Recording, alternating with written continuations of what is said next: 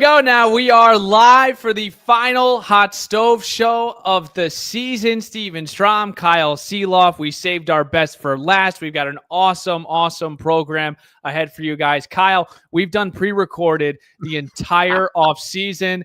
And now for the final Hot Stove Show. I love it. We already got 7 viewers in 42 seconds. Comments are open. We've got an awesome, deep and distinguished guest list tonight. Marlins baseball, 23 days away from the spring training opener. Lot to get to, Kyle. I'm pumped. We're live, baby. I went to bed last night, Stephen, so disheartened after we put together the show of the year last night. Yeah. Just a little peek behind the curtain, folks. Stephen and I did a full 2-hour and 20-minute show. And as soon as we were done, a good show, we went to schedule the live recording. And this godforsaken message pops up that says, nope, you better upgrade your plan if you want to post something over 2 hours. Not casual, business. You know what's crazy, dude? If you look back at some of the shows that we've done, it's been an hour 58 minutes. We didn't know. Hour 59 minutes, 157:30. And it just happened to be the last show. And now we have to try to replicate it. It won't be duplicated, but we're going to try our darndest. And this is fitting, Stephen, because as the sun sets here in Miami tonight, okay? The sun sets on another off season of the Marlins Hot Stove Show, the last true nitty-gritty one, brother, that you and I are going to do together. How sad is this? Don't do this early. How sad is this? I honestly, I'm glad we did the show that literally went to the trash can, because I was getting a little emotional. Yes, this is Kyle and I's final Hot Stove Show together. There's a lot of a lot of emotions. Obviously, we started this thing together. We're going to end it together. We will be together for FanFest, which is coming up February 8th, not this Saturday, the following Saturday, free complimentary ticket. We'll talk about it a little bit more. Kyle will join me, though. But, yeah, man, it's a little emotional, but I'm sure I'll try to get through here. But I'm pumped for this show here tonight. Hold on, Xavier Edwards. There was some discussion. You were so emotional that we may just not end this live stream. He might do the 24-hour I can't go if we don't end the stream. So we're both going to disappear softly into the night here in about 2 hours. We're just going to turn our cameras off and just leave a static image of the Marlins radio network up and just let it run in a timeless manner. We'll always be live, Stephen, you and I. We're already getting comments, at least. How about that? You see the comment in here? We're starting to get some comments. This is the luxury of doing a live show. We got some comments already. Can you see it in the little section over here? How about that? Can I get your autograph when I go to FanFest? Happy for both y'all this season. Go Marlins. Thank you, Jordan, of course. Jordan, that's humbling, brother. Bring something that's not valuable, and I'm happy to sign it. Whatever. Can I give you my autograph spring training story from 3 years ago? Have I already shared this, Stephen? No. Years ago, I was just doing my thing as the coordinator of broadcasting. I'm 6 feet tall or whatever, so I could understand why somebody's like, oh, maybe you play. Like, I'm big enough that somebody'd be like, oh, maybe you play. I'm walking to my car after a game. And in Jupiter, on the other side of this fence, these two kids go, can we get your autograph? And I said, guys, I'm just in the broadcast department. You weren't wearing those glasses. You didn't get approached with those glasses, were you? Yeah, I don't know. Sunglasses on. But the kids, can we get your autograph? I said, guys, I'm really sorry. I don't play. I just, I work in the broadcast department. And they said, can we still get your autograph? And I said, sure. And they go, but wait a second.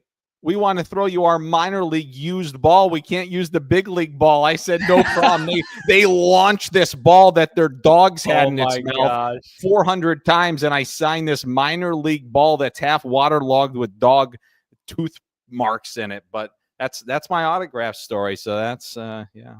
That is amazing. I've never heard of that. That's actually good. Again, saving the best for last year. Live program. We are, in a little bit of a pickle because we had thought we had recorded 2 hours of gold and we did go over 2 hours of gold of posting it. So here we are. We might go 5 hours tonight. It's right now 6:05. We could be doing this into the next day. I'm not sure. But I'm pumped for tonight, man. We really do have an awesome final show for everyone. Xavier Edwards, who's, working currently in the offseason. He had a lot to say. Tyler Smarslok, the infield base running first base coach, Kane University graduate, same as my alma mater. So that was obviously an interesting conversation. But I guess let's plant our feet here with the first topic I wanted to get into, which was the Marlins tri-roster with some non-roster invitees and some proverbial names. We had Robbie Snelling, who will join the big league club for spring training, Andrew Pintar, Joe Mack, Max Acosta, and then just some other names. There was a free agent signing. I think it was last week. Albert Amora, who's from Hialeah, played with the Cubs. High prospect, played in the World Series. I'm pretty sure he actually technically won a ring, didn't play a lot. But here we are, about 23 days away. And I guess we'll start here with some of the names that I had just mentioned. I know it doesn't mean these guys are going to make the opening day roster, but an opportunity to plant a seed. Just any names that jump out to you, Kyle? Yeah, the first big one to me, Stephen, is Joe Mack. This is a kid drafted a couple of years ago out of high school, so didn't mature in college, that took a huge step last year in the Marlins system. I immediately go to Joe Mack because it's a premium position with a ton of emphasis. And there is so much emphasis in today's day and age simply on the defensive side of catching, that if you find a kid that can hit and can catch, has a really good head on his shoulders, you don't find it much anymore. To me, Joe Mack immediately stuck out. Bigger picture, though, outside of an Albert Amora, who will be a minor league signee with an invitation to Major League Spring Training, Stephen, all of those names that you mentioned are going to be knocking on the door in 2025. Yep. That, to me, is what is exciting. Outside of maybe one or two of those guys, but in large part, all of these guys you're going to see in big league camp that have these big league invites, dude, they're really, really close. I'm not at all insinuating that they're going to start the season in the big leagues. In fact, with Joe Mack, maybe he starts in Double-A, a quick early promotion to Triple-A. Sure. Remember, the Marlins have Nick Fortes, the presumed opening day starting catcher, pending injuries. They have the Rule 5 selection in Liam Hicks. Johnny Pareda was designated for assignment earlier in the week, so the door wide open for Hicks to be the backup to Nick Fortes. But to me, Joe Mack is coming, and so many of these other guys, it's going to be very, very exciting, are going to be very, very close to the big league. Some of them certainly will get here this season. Yeah, let's start with Joe Mack, who he won MVP honors in Double-A Pensacola, hit 252, but led all Marlins minor leaguers with 24 home runs and threw out 33 batters. Joe Mack is an interesting guy. He really struggled, honestly, prior to last year. He was a high draft pick, really figured it out last season. We got a chance to talk to him, mentally felt like he was in a completely different position. But like you said, Kyle, this is an opportunity for him to, again, plant the seed. And I think the next topic here, and I do have one individual I want to point out, but I think the next topic is Peter Bendix's principles in spring training. We saw a guy in Dane Myers absolutely tear it up last spring training. And there were a lot of people that were thinking, okay, Dane Myers deserves to play at this level, but what do they do? Do they DFA Avi Garcia, which eventually ended up happening? But we saw early on, it could go from prospect to prospect. I know Dane Myers isn't really a prospect anymore, but he was a guy that tore it up and didn't get the opportunity to open with the team. What is Peter Bendix's principles?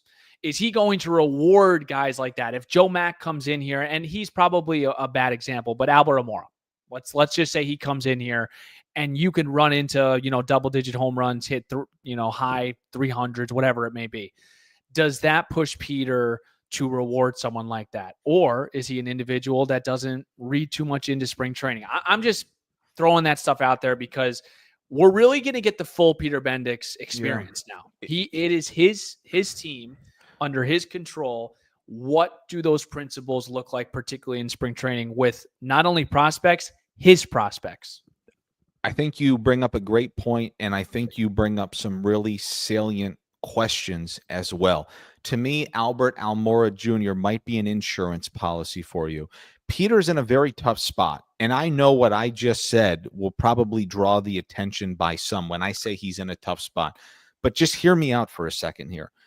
I understand the criticism, okay, in the talking points surrounding the Marlins this offseason, having spent $0 in free agency. But the direction in which Peter is trying to take the franchise, Stephen, and this is no shade at a guy like Tim Anderson, but what does it benefit the Miami Marlins to go find two veteran guys for $5 million on one-year deals that you know are not part of the future? I understand that can be tough to hear, but that's the situation the Marlins are in. Not giving Xavier Edwards everyday reps at shortstop. Again, great conversation coming up with him shortly. Trying to find more of an everyday guy at first instead of Jonah Bride and Matt Mervis playing there is not helping because those other guys have so much team control left. What they need to find out more than anything this year, and the Marlins have 7 projected players on the opening day 26-man roster that are waiver claims. That's 4 more than any other team in Major League Baseball. But where I'm going with that, they have got to see amongst all of these young guys, probably the youngest roster in baseball, I think, going into the year. Don't quote me on that. They need to see if 4, 5, 6 of these position players are a part of your future plans. If not, you have tough decisions to make, which then going into 2026, hey, are you maybe more active on the free agent market? That's the way I see it.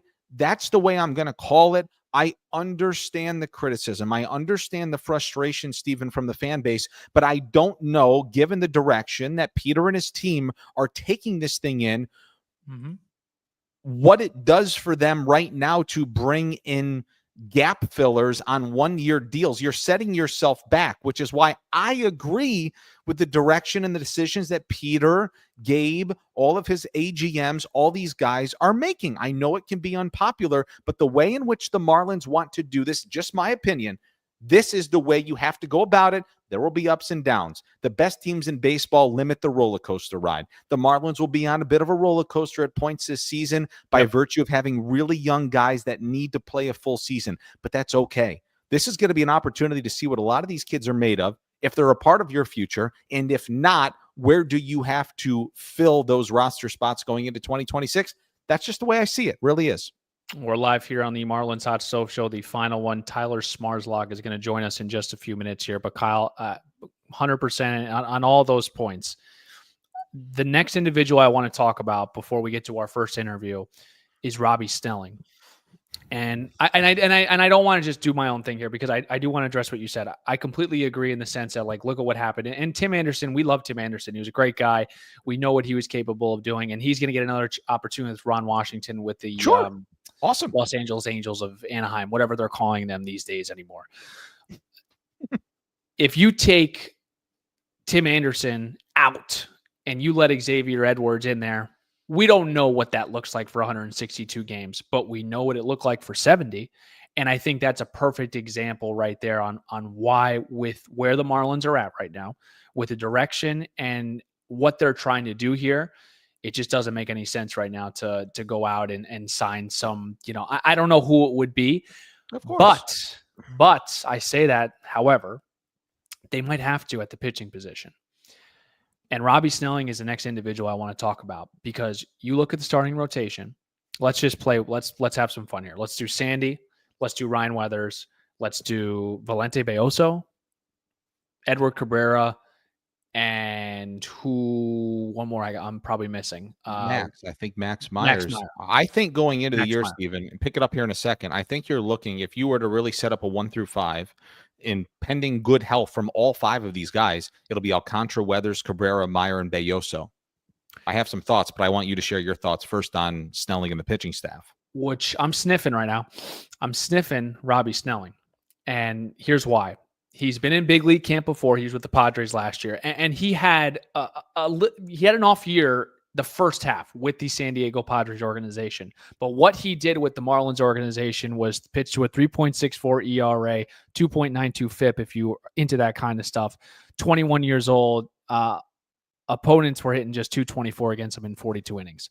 Robbie Snelling, to me, is a guy that you mark down and say he could potentially be up here at some point this season. And yes, he's going to have to earn it, but dude, it might be by necessity, the way that you're looking at the roster right now and the way that you're looking at the arms. And that's an exciting thing to talk about. But I just think the arms this season, specifically with the starters, you got to have at least 15, 16 guys in your head right now, because you know how this thing works. You have your starting 5 right now, but what's it going to look like in mid-May, June? I mean, just injuries are inevitable, especially at this position. I think Robbie Snelling is an interesting name to look at. Yes, he is an interesting name. A couple of thoughts on my end when you talk about some of these young guys. The worst thing you can do, in my opinion, from a baseball operations standpoint, is bring them up out of necessity. What you want them to do is earn their way. So with that being said, you certainly hope you're not in a spot where they're up out of necessity. You want them to be able to be in a position where they're confident coming up here. Sandy Alcantara, Ryan Weathers, Edward Cabrera, Max Meyer, Valente Belloso. At the moment, probably your projected 5 starting pitchers come opening day, pending good health. My first thought there, number one, is that outside of Sandy Alcantara, who I don't think will be limited, he's going to be a full go. He's going to be the horse. Weathers, Cabrera, Meyer, and Belloso, not a single one of those guys has ever been through a full major league season. The expectation, I do not believe, is to have those guys go make 30 starts. That's extremely tough to do. Innings, All 4 of those guys are anywhere between 25 and 26 years old and nowhere in between. So the average age of your starting pitching staff, Sandy's 29, is what, 26 years old probably? So with that being said, you've got 4 extremely young kids that have never been through a full season. You've got Robbie Snelling and Adam Mazur, the other name I wanted to throw in there. To me, probably the first 2 guys that might get a crack at the big leagues in 2025 if they're performing well. But my other thought on this, Stephen, is I know there's been a lot of criticism and controversy surrounding the lack of moves this offseason. I think that's going to change this spring. I think Peter recognizes, and of course they recognize it. We're not breaking news here. They need some starting pitching depth. They unfortunately are one tender shoulder and 3 weeks on the shelf away from not having enough starting pitching. They know you can't go into the season like that. They're not going to go into the season like that. I fully expect them, as we talk about the starting pitching staff, to do a little something here in the course of the next couple of weeks. Speaking of necessity, to me, that would be out of necessity. Now, the prudent thing to potentially do when you look at that is, hey, can we get a guy in here on a 2-year deal with an opt-out after the first year for $10 million? But hey, here's the situation. You pitch really, really well, and there's an opportunity to trade that player if things are not going the way you'd like them to this summer. You get value back. That's a very good baseball decision. My big point, I expect him to be active here in the next few weeks on that veteran starting pitching market. I really good points. Good points. I think that's probably the way to go, the way that the organization is trending. It's probably not to push someone like Robbie Snelling through the system. Maybe it is to sign a free agent, but at the same time, I talked about the principles of Peter. Another thing we're going to learn early on, is he going to be a guy that's going to push him through the system? And we talk about the system, but push them to the major leagues is a whole different thing, in my opinion. We saw Jared Cerna, these different guys kind of get pushed through. Even Valente Belloso, for God's sake, he was pushed through. He went from AA to AAA to the majors in less than maybe a month and a half when they acquired him from Houston. But nonetheless, good stuff here as the open. Want to join the conversation? This is what happens when we're live. You can. Make sure to jump in the comment section. We're going to get to our interview right now, though, to be quite frank, but we will answer questions at the end if you have anything, life advice, Marlins baseball. We always we'll check. We can check Twitter here. These interviews, full disclosure, we were pre-recorded earlier in the week. So if people do want to jump in on the conversation, maybe this may really end up being a longer show tonight, because if there's some good questions, Stephen, happy to chat about them after Love It or Leave It at the end of the show. I'm feeling like we missed out, man. Now I feel like we should have gone live every week. This is pretty fun. The juice flowing. This it gets it going a little bit here. It brings you out. It brings out the best in you. It really does. Okay, so Tyler Smarslok, he's going to lead us off. Xavier Edwards later in the hour. But before that, let's get to a read, Kyle, and then we can get to Tyler in just a sec here.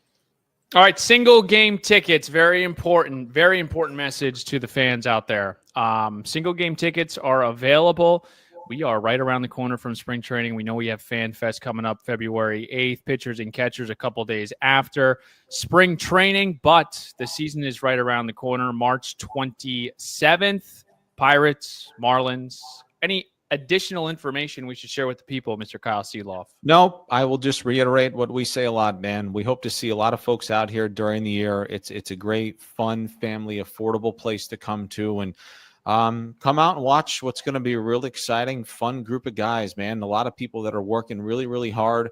I know you said March 27th. There's a long time before then, and 6-7 weeks of grinding spring training and 30 games to get to. But I'm just pumped for the year, pumped for the fans. Make sure you come out. Like you said, Steven, there's a ton of great promotions that the organization does. Go to marlins.com/tickets. Go to marlins.com/giveaways. You know, there's a ton of great things going on throughout the course of the year. So we hope to see everybody out at the ballpark in 2025. Yeah, Flanagan's Fest, Harry Potter, they do a great job. So make sure to check it all out. Barbie night. Yep, marlins.com/tickets. Okay, here we go. I saved the most pristine guest who went to the most pristine university for the last Hot Stove Show. He will kick off the program. He spent the last 5 seasons with the Minnesota Twins organization, serving as an infield and defensive coach and bench coach for the AAA St. Paul Saints. He served as the manager of the 2024 Arizona Fall League champion Salt River Raptors. He is now the first base, infield defense, and base running coach of your Miami Marlins. And he went to my alma mater, Keene University. I know I look a little bit like a bum here on the program, but I needed to represent. Tyler, Cougs up, man. What was your reaction seeing 2 Keene Cougars in the show and on the same team? I mean, let's go Cougs. I mean, come on. Kane's really proud right now to see what's going on in this show. But yeah, no, I appreciate you guys having me on the call. It's definitely nice to have another Jersey native and also Kyle. Okay, we're not going to forget Kyle here, but don't worry about it, Tyler. No, I appreciate you guys. Hold on now, timeout, Steven. I know he's going to jump on me for this. Go ahead, Kyle. We've been doing this for 2 years now. Keene University, Steven is referred to it at times, the Harvard of the East, and I get all that, but he says Keene. It's Keene University. It is Keene University. Holy Toledo, brother! You got your. I thought it was interchangeable. You know what I'm saying? Not. No. So if you drive down, the highways in New Jersey, and you get close to Union, New Jersey, there are occasionally some billboards on the side that has Keene, and then there's a pronunciation in very small lettering underneath. I know a guy that didn't see him. Hold on, but do you know what I did before this? I actually looked it up online. I went on Google and I put in Keene University. And then it said Keene University. So I'm like, oh, okay, that's how we're going to call it. But of course it backfires and it's the other way around. So it's Keene University. I promise I graduated. It's on my resume. I graduated in 2020 online. Whoopi Goldberg was my commencement speaker. But it is crazy, Tyler. Just let me have my moment here, Kyle. You're good. Like Keene University is a small school in Union, part of the NJAC. You know what I'm talking about, Tyler. Rowan, Rutgers, Newark, tough conference, real tough conference. Sure. It is a very small school. And the fact that we have 2 Keene graduates on the same one of 30 baseball teams, I mean, that's pretty remarkable. It's a really small world, as everybody knows, but it just got even smaller. Right, like it's a really cool thing. It is a small school, right? It's a commuter school. I have to ask too, did you live on campus or did you commute in? First year Hutchinson Hall. Yeah, there you go. Yeah, I did all 4 years. I grew up in Jackson, New Jersey, so a little bit further, but Six Flags spent a lot of time at Six Flags. But yeah, it is a small world, man. I can't speak highly enough about my time at Keene and that baseball program in the school, but seeing what a program. Let's do that real quick. Hey, Steven, can I ask you both a quick question though? Go ahead. Like when you're underage and as a teenager, like do you graduate from Six Flags to the shore? Is that how that goes? It kind of does go that way. Now, like what I will say from King Nakata DJs. Jackson it's actually a pretty big town. So it actually takes like about 20 to 25 minutes to get from one side of the town to the other. And you could almost break them off in half where it's like half of them are the Six Flags people and then half of them are the beach people. Okay. And then somehow they overlap like somewhere around high school. And then when you graduate and you're done, like you start splitting back out into exactly what that was. That's just kind of how I envision it. Like when you turn 18, it doesn't even need to be 21. It is a full go due east out to the Jersey Shore, and I'm done with the roller coaster. But now I'm growing up, and it's time to learn a couple life lessons out there on the Jersey Shore. Yes, that's exactly right. Then you do it for a little bit, and then you get the heck out of there as fast as you can. I totally agree with Tyler. Okay, so what you don't know about Kane, Kyle, is it is a baseball powerhouse, and I think it's important to highlight that. Your coach, I think is Coach Neal still there? He's still there, still doing it. What was your record? What do you remember? I mean, he won I know they won the national championship in 2007 or something along the lines of that, but just that was a powerhouse program you were a part of. Yeah, it was. And honestly, it was a big reason. And you see the graphic there. Gosh, it looked a lot different. Look at that. I had a lot of hair then too. But yeah, getting into that program, so for me as a player in high school, I wasn't recruited super heavily. It wasn't like you can see on the graphic, I'm 5'7". That's generous. I was about 5'6", 5'5" at times with that. But the program was really, really good. A ton of good players that came out of there. Won the World Series in 2007, like you mentioned. I graduated high school in 2010, and I had a couple people that I knew that were a part of that team. Actually, the fifth-year seniors on the team that I went to, or in 2011, they were a part of that program. So a lot of that was a part of the DNA of what our program really was, and that was always the goal. For me, what I was fortunate enough to do, I was fortunate enough to play all 4 years and start, which was great. The other part is I got to go to the College World Series 3 out of 4 years that I played.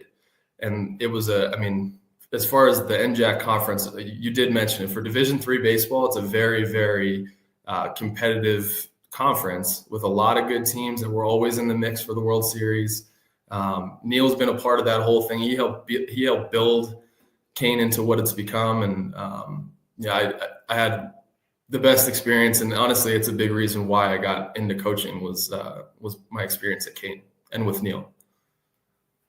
Where do you want to start here, Stephen? I'd like to jump into your story, Tyler. Did you have anything else out of the gates here, Stephen? You want to really jump into this a little bit here? No, I think enough Kane talk. I think we've pumped it up, a ton. Hopefully, we're in the Kane University newspaper letter next week, but no, man, I'm just it's pretty cool story. Division III, obviously the show, and I want you to talk about your time in Minnesota, because that was really your first start, and you were under some great individuals, Rocco Baldelli being one of them, connection with Peter Bendix and the Tampa Bay Rays. But just what'd you take away from your time in Minnesota with the St. Paul Saints?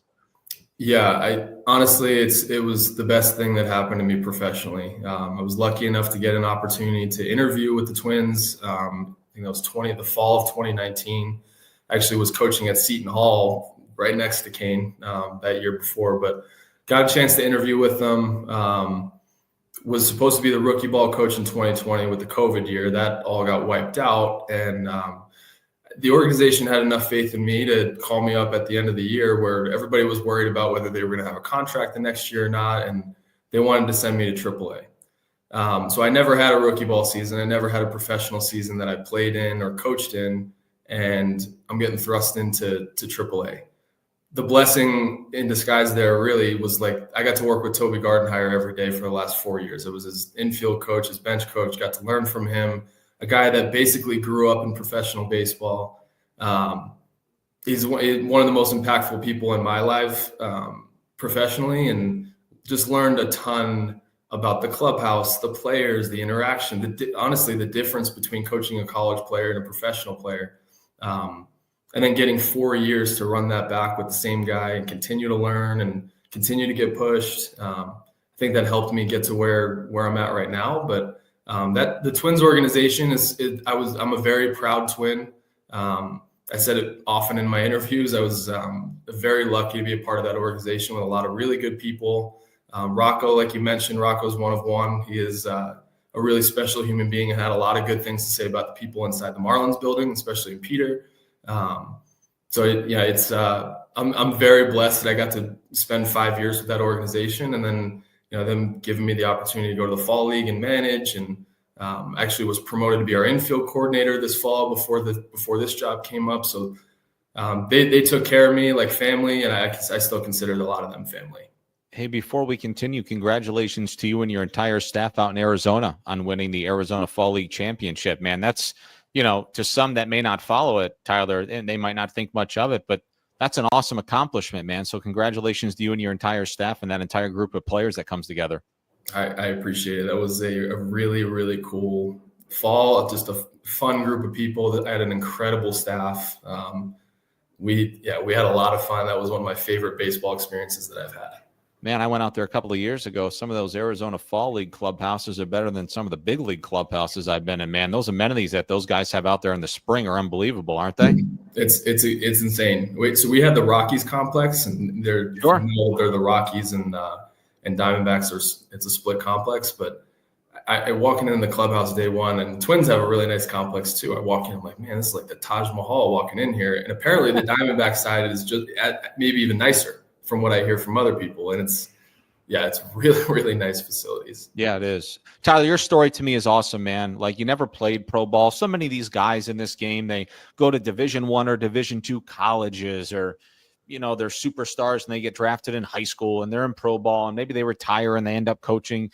You didn't take that path, man. You didn't take that journey. Where did you see yourself? What was it, 10 years ago now, or whenever it was you graduated? Like, what was the ultimate goal? What was the plan after college baseball for you? Yes, it's a great question. So when I was playing at Kane, you know, you get into college baseball and everybody wants to play professionally. And of course I did. I think I learned somewhere in my sophomore year that probably wasn't going to be the case for me. Being as small as I was, I didn't hit the ball very hard. I didn't run that fast for a small guy. Like, I didn't have the tools, and I learned that, like, that wasn't really going to be my path. You know, I was probably a one-tool player. I had a pretty good glove, but other than that, like, I learned that I wanted to coach. I wanted to stay in the game. I knew I loved the game, and I knew that I never wanted to leave it. I didn't know exactly how that was going to shape out and what my goals were, but when I did graduate, Neil Ivera is the head coach at Kane. We're still very close, but he offered me the ability to come on as an assistant coach, which he hadn't done with players, with former players in the past. So the year after I was done playing, I went right into coaching at my alma mater.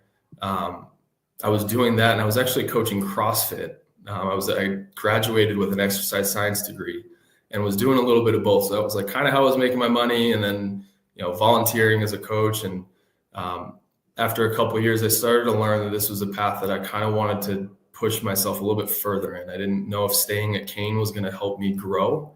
But getting back to the point, like, the ultimate goal in mind for me was, at that point, I wanted to just be a head coach in college, and I wanted to do it at the Division I level. That was all that was on my mind. I could be very honest with you guys. I never thought about professional baseball. I didn't think it was ever an opportunity. It's not something that I really was going to try to carve out. I loved college baseball. I wanted to be a part of that, and I wanted to build a program. When the professional baseball side of things came as an opportunity, it struck me as something that I can't pass up. It's like, I know that I love college baseball. Maybe I'll love this just as much, if not more. And if I don't, I'll probably come away learning something that I can take back to college. When I got into professional baseball, it was almost immediate. I fell in love with the whole thing. It's like, you get into coaching to coach baseball, and college is not all baseball. It's, you know, the classes, it's your budgeting, you got all these extra things that you're worried about, recruiting, especially. You get into professional baseball, and a lot of that stuff starts to go away, and you get to focus on being like the essence of what a coach is you're coaching baseball, and it's all about ball. Fell in love with that part of it. So I never saw professional baseball as anything until it actually happened. And then, you know, it's kind of grown from there. So during your interview process here, Tyler, what stood out and why was it, I wouldn't say easy, but because I know you loved it in Minnesota, but what made this an attractive next move for you? Yeah, it's the people. It really has a lot to do about the people, and then the opportunity to build what we're trying to build here now. You know, starting from the top with Cap and Peter and Clayton, like, getting to meet those people and talk with those people and see what the vision really looked like for what we're going to try to achieve here. It felt very much like something I wanted to be a part of, and was very much in something that I would call maybe more of my wheelhouse. When it comes to player development, that's something that I'm very, very passionate about, obviously on the infield and base running side of things, but even just on the human side of things in a leadership role. I got that sense from everybody that I talked to, and talking to Carson, talking to Aaron Lenhart. Like, I got to interview with all the people that were already in place, and there was just so much alignment. Rachel Balkovec, so much alignment in every single space that there was a common goal, and it very much aligned with what my values were. And it just felt like the perfect fit for me to challenge myself in my career, but then also have the opportunity to be around more people that can also help me develop. So go ahead, Kyle. Do you have something? Something that came to mind that is actually kind of funny. You mentioned Carson Vitale's name twice. I'm straying for a second, but you were doing the CrossFit stuff. Did you listen by chance, Tyler, to our interview with Carson that he was trying to run like a half marathon or a marathon every day for 365 days in a row? And you might find it hard to believe, but his body did give out on him. By chance, did you hear that? I did hear that. I had a conversation in a car with him about it too, and I guess now he doesn't run quite as much. But I'm stunned. His body might have said, "Just give me a little bit of a breather." Yeah. My question for you, Tyler, with your new roles and responsibilities outside of where you've even started, what do you prioritize the most here? Is it your ability to coach first base, which is not standing there and making sure that the oven mitts these guys are wearing have them on? Is it the defense? Is it the base running? Like, you have a lot of responsibility that's very, very important to make sure that this team is able to win games every single night. Yeah, I think that's kind of what you want as a coach, is you want responsibility, and you want the ability to impact your players in multiple ways, right? Like, I'll get to, spend more time individually with the infielders on their defense, but then also I have the entire position player group with the base running side of things.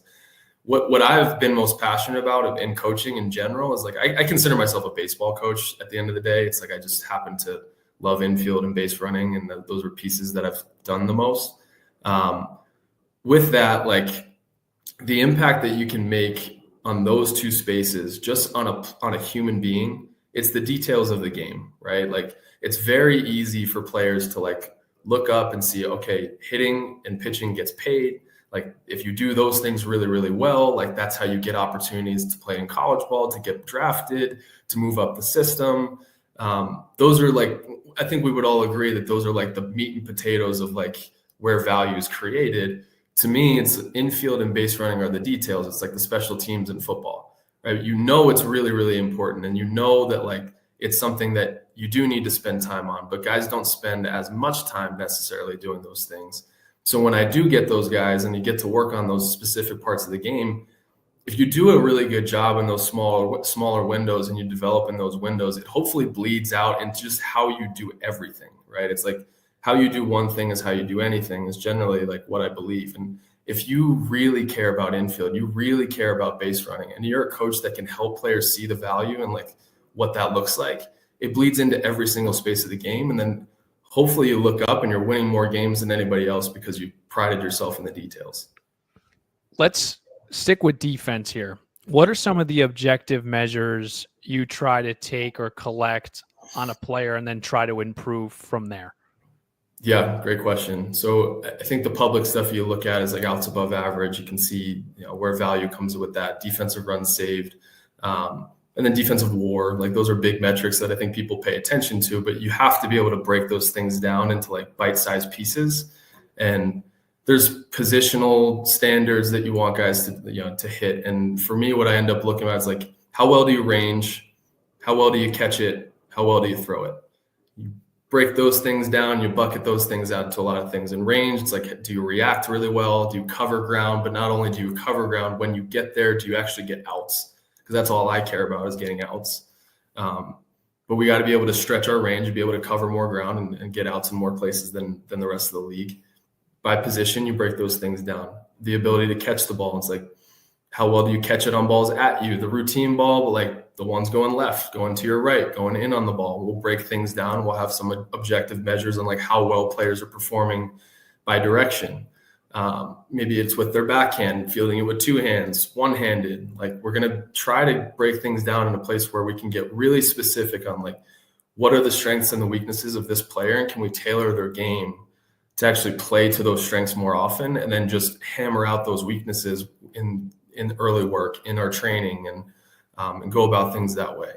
On the throwing side, it's how accurately do you throw it and how strong is your arm. Like, if you do all those things really well, you're probably looking at an elite infielder.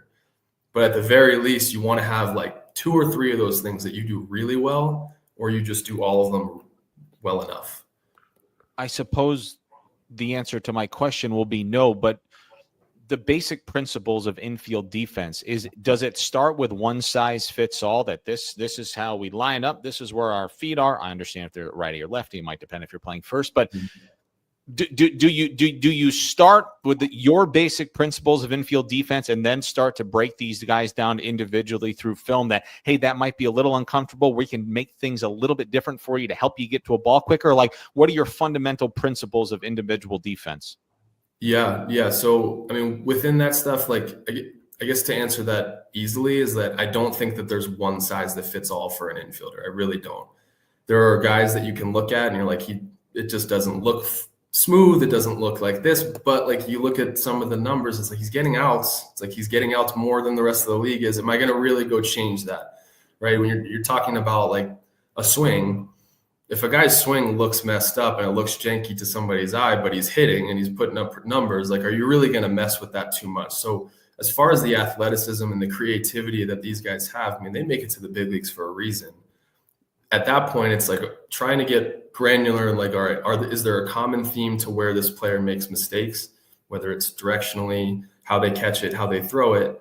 If there is something, yes, you're diving into video, you're trying to slow it down, you're trying to get different angles, you're trying to work on different fields, but all in context with like keeping the athlete the athlete. I'm a big believer you do not put a saddle on a Mustang. If you got a Mustang out there, like, you just try to give them the little cookies that like hopefully help them get closer to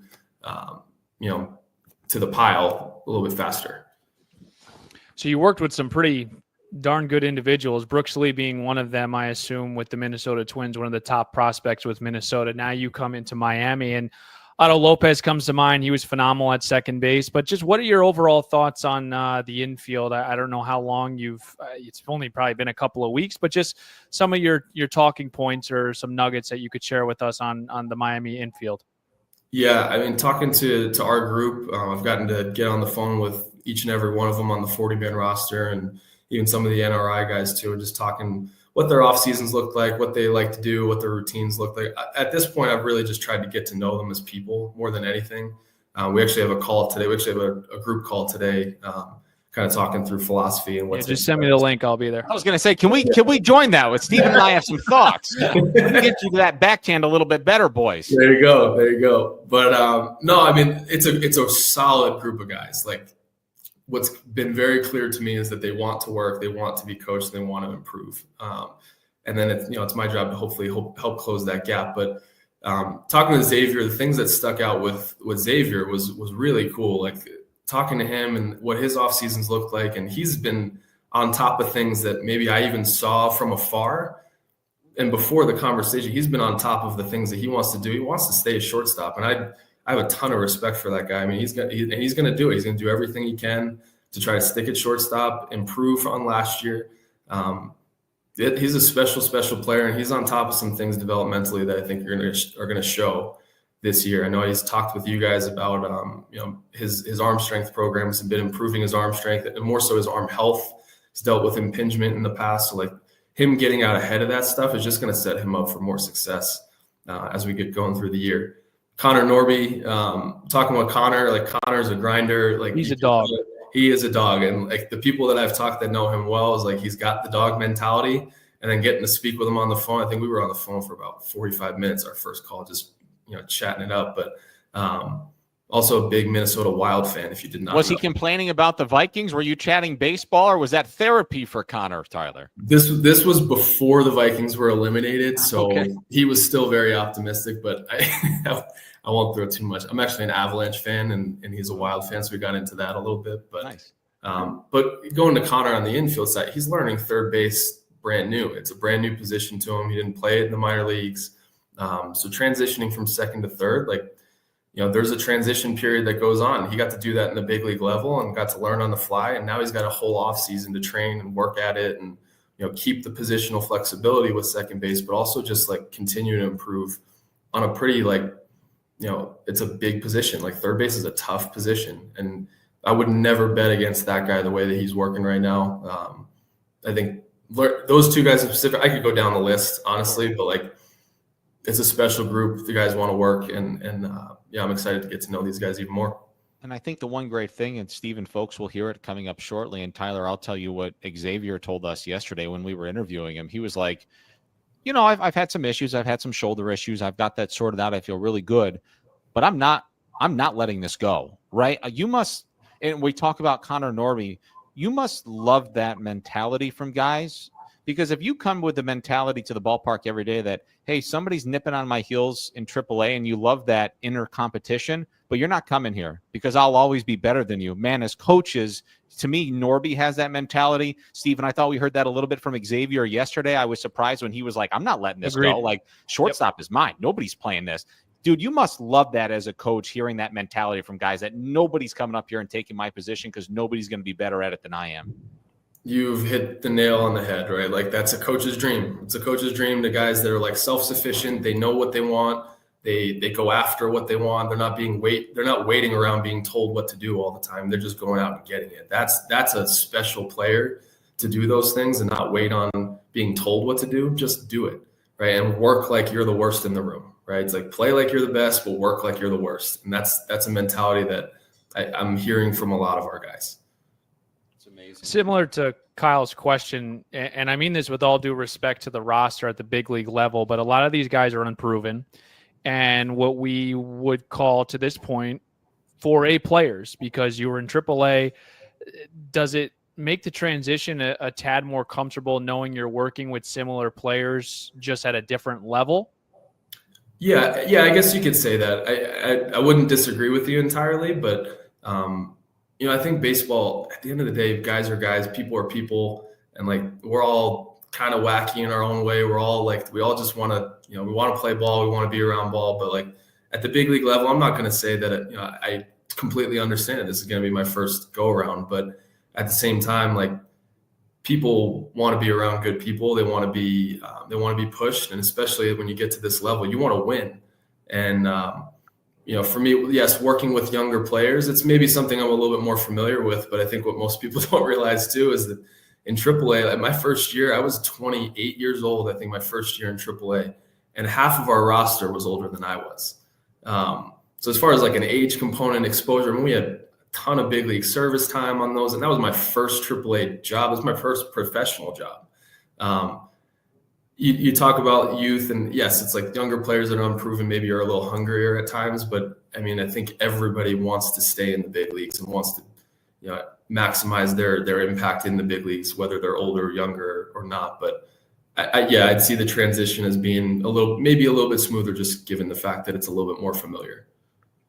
I would love to chat a little base running with you, Tyler. I go back to something you said earlier that, a lot of people, they butter their bread in the big leagues by hitting and pitching. You take for granted the ability to play good defense. A lot of people take for granted the ability to run the bases.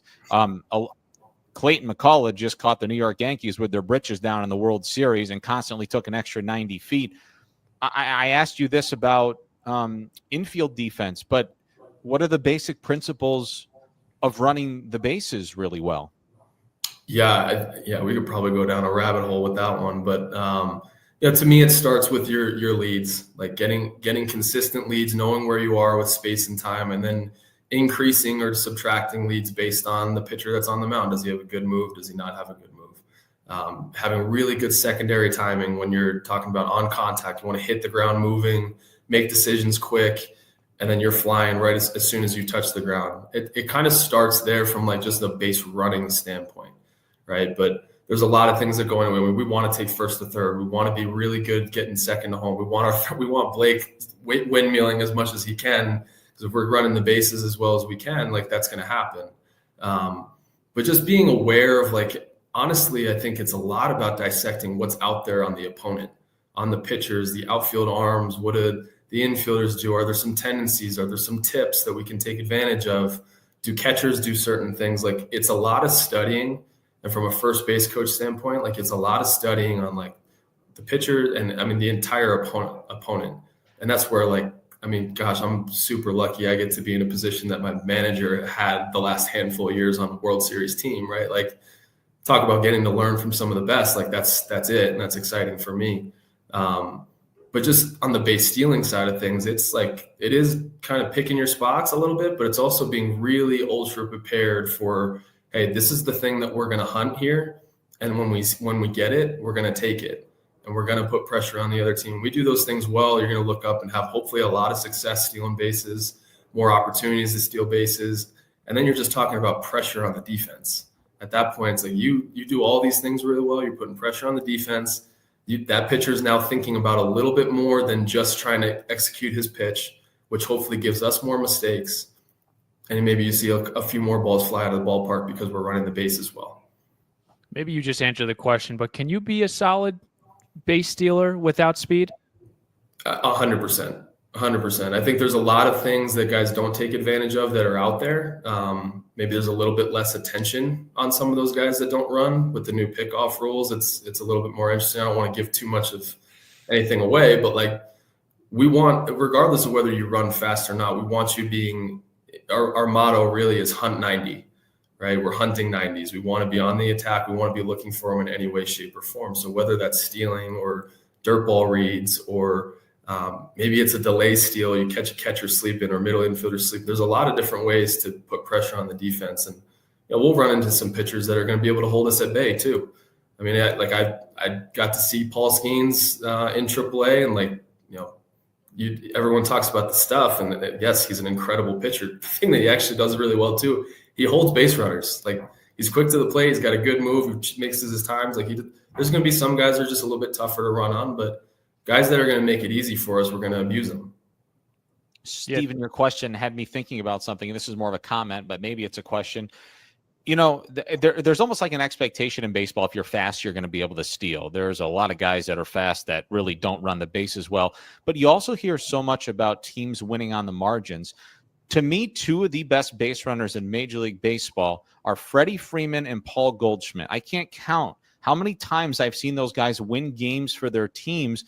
They're, sometimes they'll swipe a bag. I think they're so sneaky, but their ability to cut a base, to take the extra 90 feet. How important is it that a lot of people, Tyler, are like, well, the guys that are fast on your team, please just work with them, make sure that they're stealing.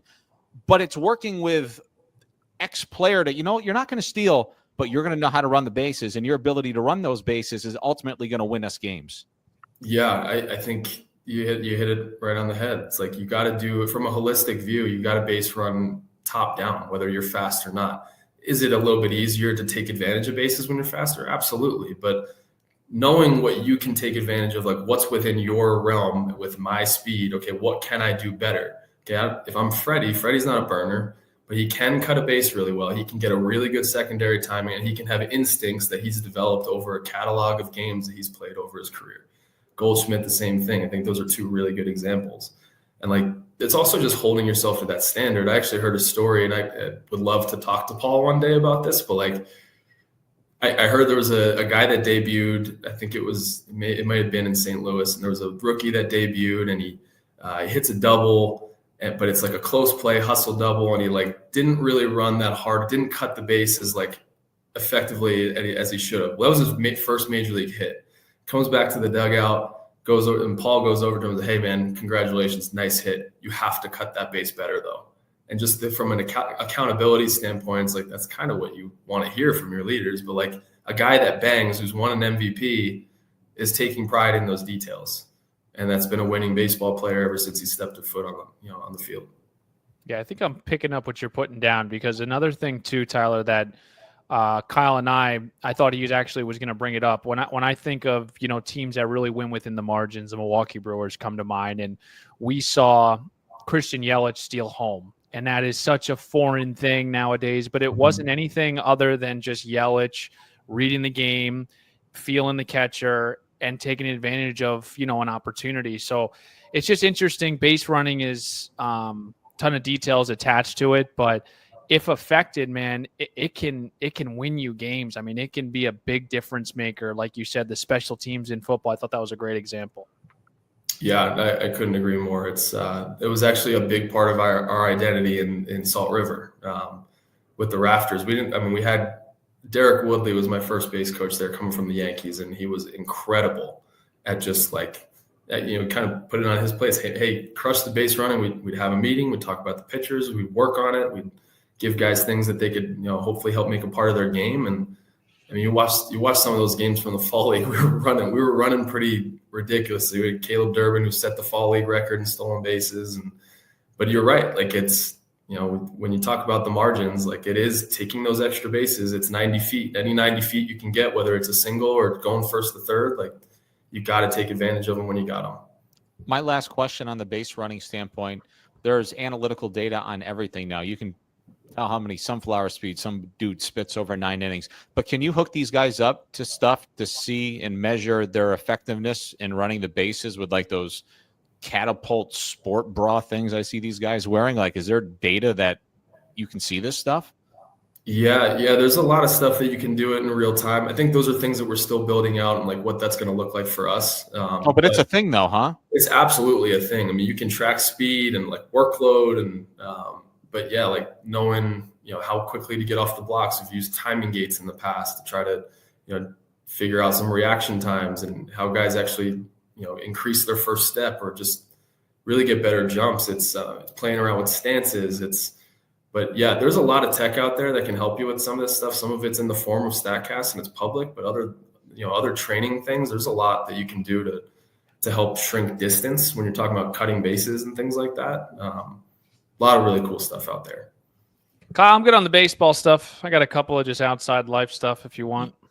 Yeah, if you don't mind, I guess I'll just wrap it up with one more baseball thing. I could probably continue to do this for another hour, but we were asking Xavier Edwards yesterday, Tyler, just, how often he chats with the guys just about doing this thing together, man. This is, oh my God, this is like a come to Jesus moment for me because Stephen, you're 27 and Tyler, you're 32 and I'm 34. This is a young man's game. I mean, my time here is quickly coming to an end, it seems. But, I just think it's interesting when chatting with X and, he had mentioned, the guys do chat about it sometimes. This is a group that's going to be largely doubted, including the coaching staff. You guys are so young. There's going to be a perception that these guys haven't done this before.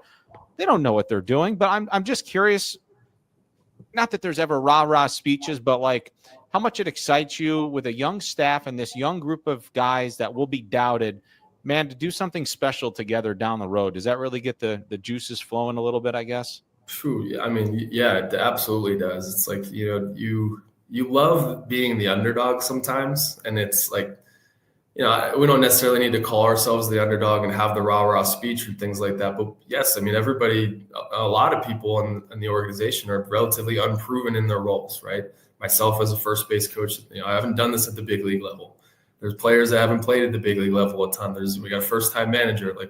There's a lot of people in new roles, but that's what's so exciting is that you have everybody who's ever been good in those roles has also been a first-timer, right? So we're just all kind of doing it together. And I think what's exciting about it is that we're all going to get to learn from each other pretty quick. But having that, that mentality of we still got some stuff to prove. I mean, it's really what you want to do. It's not even actually about proving other people wrong. It's about proving yourself right. That's really where my mind goes is you want to prove yourself right. And you want to prove to the people that put you in these places that they made the right decision. That's what I think a lot of our players and our coaches kind of take on mentally. It's awesome, man. Fire away, Stephen. So you said you're married, right? I am. Very What's your ideal date night? Poof. All right. So I actually got one planned here too, but we're big foodies. We like going to, nice dinners, steakhouses in particular, but we got this one place and I am not sponsored by these people, but I'll plug them anyway. But it's Garden Grace in downtown Denver is our favorite place. It's actually the place we went for dinner. We actually got married in a courthouse and then did our wedding down in Mexico the week after. But nice, unbelievable steakhouse. That's a date night for us. Is doing that and going out to a little cocktail bar, maybe getting an espresso martini and something to kind of cap off a night. And we got a little hot tub at our place too, so that's usually the finisher there. Wow. Yeah. Espresso martini. You're my kind of guy, Tyler. Hey, passed my test. It's Jersey. It's Jersey in our blood. A quick question, if I may, on the espresso martini. Do you send it back if it comes with more than 3 beans? No. I just think those people are a little psychotic. If I see 4 beans, I'm like, try again. What I will do is I just won't ever do anything to send anything back. So I'll just take the beans out. But okay. it's got to be 3. It's got to be 3. I got a good espresso martini place that you got to, when you're down here in Miami, it's right on 8th Street. Ball and Chain. Okay. Ball and Phenomenal espresso martini, but a little dancing, a little tango, a little salsa. Okay. If you're in the mood for dancing that night, get a couple espresso martinis. All of a sudden, oh, wow, we got a 12:40 game. Be careful. But that is definitely a phenomenal place for an espresso martini. Ball and Chain. That is good to know. I will definitely be texting my wife after this call. Tell her to put it on the list. What other things are you excited about just outside the cultural aspect of Miami? If you're a foodie, there's some great places, but just I don't know if you're a beach guy, but just other things outside of baseball that you're pumped to just live in Miami. Yeah, I'm really excited to get down to Miami. It's definitely like different than what I've been accustomed to. Culturally, I think the thing that excites me the most is actually to immerse myself in like Latin culture a little bit more immediately. It's something that even over the course of my professional baseball career, is like getting to learn Spanish and develop relationships with guys that are not from America. And I really want to continue to develop my Spanish. It's something that I took a lot of pride in, but still have a lot of meat on the bone to get better there. So that's something that I'm really looking forward to. Mentioned it before the call. Cuban coffees is something that I'm like super excited about. I am a beach person. I grew up by the beaches in New Jersey. The Jersey Shore was definitely a thing growing up. But I think I'm excited for a lot of it. It's the food, it's the culture. I really just want to make a mark on the community and then make a mark on me. Honestly, I think that's how you do your job the best, is when you feel prideful in where you're working and the people that you work with, and honestly the fans that support us. I mean, that's going to be a big part of our us going forward, is when we do rise to the top. It's going to be a lot because of our fans as well. Well, Tyler, we asked for 25, 30 minutes. You gave us 42. Thank you so much for the time. We loved it. We are so excited for you and the entire staff, and we cannot wait to see you. A couple of weeks. We'll be up in Jupiter, ready to go. Looking forward to it, guys. I appreciate it. And Kyle, congratulations on your new gig as well. We're all really excited for you. So it's been fun. Thank you. I'll be very kind to everybody, I promise. Can I ask one last question? Yeah. You guys grew up in the heyday of Jersey Shore. Were either of you keeping some dirty secret? You were on one of those episodes, like stumbled into the bar that they were at one night. Wasn't old enough. Really? I really wish that I did have a story of that, but I just don't. I wasn't really a part of the club culture too much. All right. I was in college when that was going on, so it was on the TV about every Thursday night for a while. All right. Well, hey, make sure you do go to Ball and Chain. Just don't refer to your wife as the old Ball and Chain, and you're going to live a happy life, Tyler. The Headliner. That was one of the big bars in Jersey Shore. Headliner. That is a big one. Bar A was a big one. Thank you. But Tyler. Hey, Kyle, that's good advice. I will make sure that I take that to heart going forward. Yeah, I'm not a married man. I just wouldn't refer to her as the old Ball and Chain. Here we go, honey. We're going out on a date. All right. God bless and good night, people. See ya. All right. Good stuff right there with Tyler Smarslok, and some good times down at the Jersey Shore. Obviously, different era, Kyle Sielaff, but was a big Jersey Shore guy. Okay. Marlins membership. Make sure to become a member this season. It's 2025 Marlin memberships are on sale right now. You can lock in priority seating locations, save on food, merchandise, and gain access to exclusive member events. Every year, we actually get to meet a bunch of the Marlins members. I know we do selfie day, but individually, Kyle, I love bringing up the members to the booth. We always have a couple of it in Atlanta, DC. Just a great way to really feel connected with the organization. I can't say enough great things about the program. Yeah, there's no doubt, man. It's the fans that keep us going, right? I mean, without them, Marlins radio doesn't exist, quite frankly. So it's great to have those people be members. They are loyal. They are fierce. They are at the ballpark all the time, man. So please do. And if you missed that, just go to marlins.com/memberships, rewind it here for a second, scan the QR code. It'll take you to the right place on marlins.com that you can get yourself signed up. And the top priority of being a Marlins member is getting to the 6th floor and entering the Marlins radio network booth. What used to be you, Kyle, now you're on to bigger and better things. Our last Hot Stove Show, and boy, did we screw up not getting the retweet from Marlins Twitter. 832 live viewers right now, 34 now. Make sure to drop in a comment. We had just dropped it below. Hop into the comment section. We'll try to answer your questions. Xavier Edwards in just a couple of minutes here, Kyle. But yeah, we better get to that quickly before we lose these people. But on a serious note, couple of minutes. Give us a couple of minutes. Just a sincere thank you to everybody that has joined us, man. Like, to have over 800 people watching us and just hanging out with us on a Thursday night towards the end of January. It's special, cool, man. Like, you don't take it for granted. So seriously, stick around. We have an awesome interview with Marlins shortstop Xavier Edwards coming up in just a few minutes. I know we'll chat here for a few minutes, Stephen, but please stick around. I think a lot of fans that are joining us tonight, and this is live, by the way, we'll enjoy that conversation. Ditto to that, Kyle. Okay, Tyler Smarslok. So interesting tidbits to this whole thing. Worked with the Minnesota Twins organization. Important to note that he did work under Rocco Baldelli, who, of course, was with the Tampa Bay Rays as a player, who, of course, Peter Bendix was there for several years. Good connection right there. I think the most interesting part about this in particular hiring is he's going to be the first base coach. Now, why is that interesting? He managed the Salt River Rafters in the AFL, where they had Caleb Durbin, who stole 29 bases in 26 games, 67 stolen bases as a team.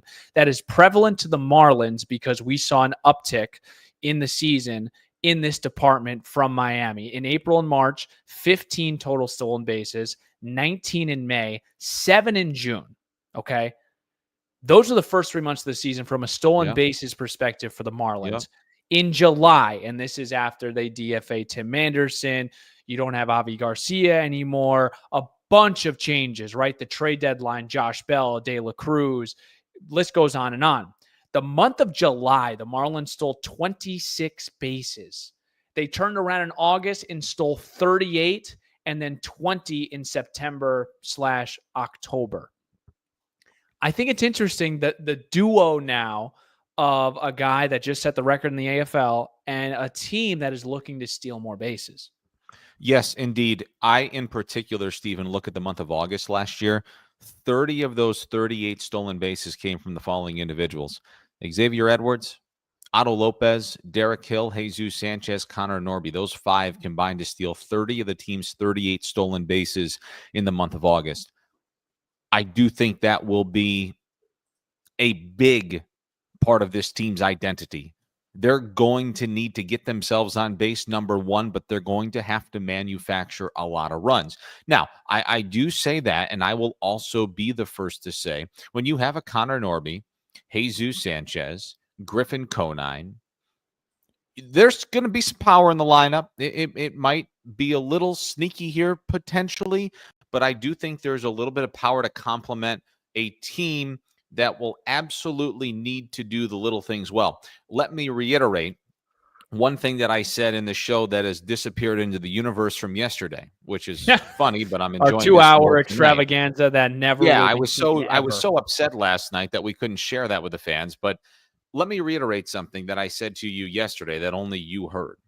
There are teams in baseball like the Los Angeles Dodgers coming off a World Series championship that have spent $1 billion over the last year. They have some of the biggest superstars in today's game. Yep. Here's what I do know. And the Marlins are fortunate to have a guy like Clayton McCullough. The Los Angeles Dodgers would have never won the 2024 World Series if they didn't do the little things right. Yep. They caught the New York Yankees with their pants down around their ankles in the World Series. They exposed the daylight out of them, and they just ran nuts on them. The Dodgers have $1 billion worth of contracts, but they would have never won that thing last year if they didn't run the bases well. People take for granted their ability to field the ball because they did it so darn well and made every out, and they didn't give a team 4 outs twice a night. Yep. That is exactly what the Marlins are going to need to do. I'm not comparing those two teams, but I'm simply saying, and from everybody that we've spoken to, there is going to be a huge emphasis beginning on day one of spring training on the fundamentals of baseball, because this team will not be able to out-talent some of those other teams in the league, and that's fine. But if you do the little things right and have that hunger and desire every day that you show up to the ballpark, this team will win some games throughout the course of the year that people will look at the end of it and be like, how'd they win it? How'd they beat them? Here's why. It was tied late. Somebody got a base hit. They went from first to third on a single, or they had something heads up, and they manufactured a run. They have a good bullpen in the back end. They won the game. Really just my thoughts on that, but it's the details, man. Even the best teams do not win with sloppy baseball. You saw it last year. It's all in the details, brother.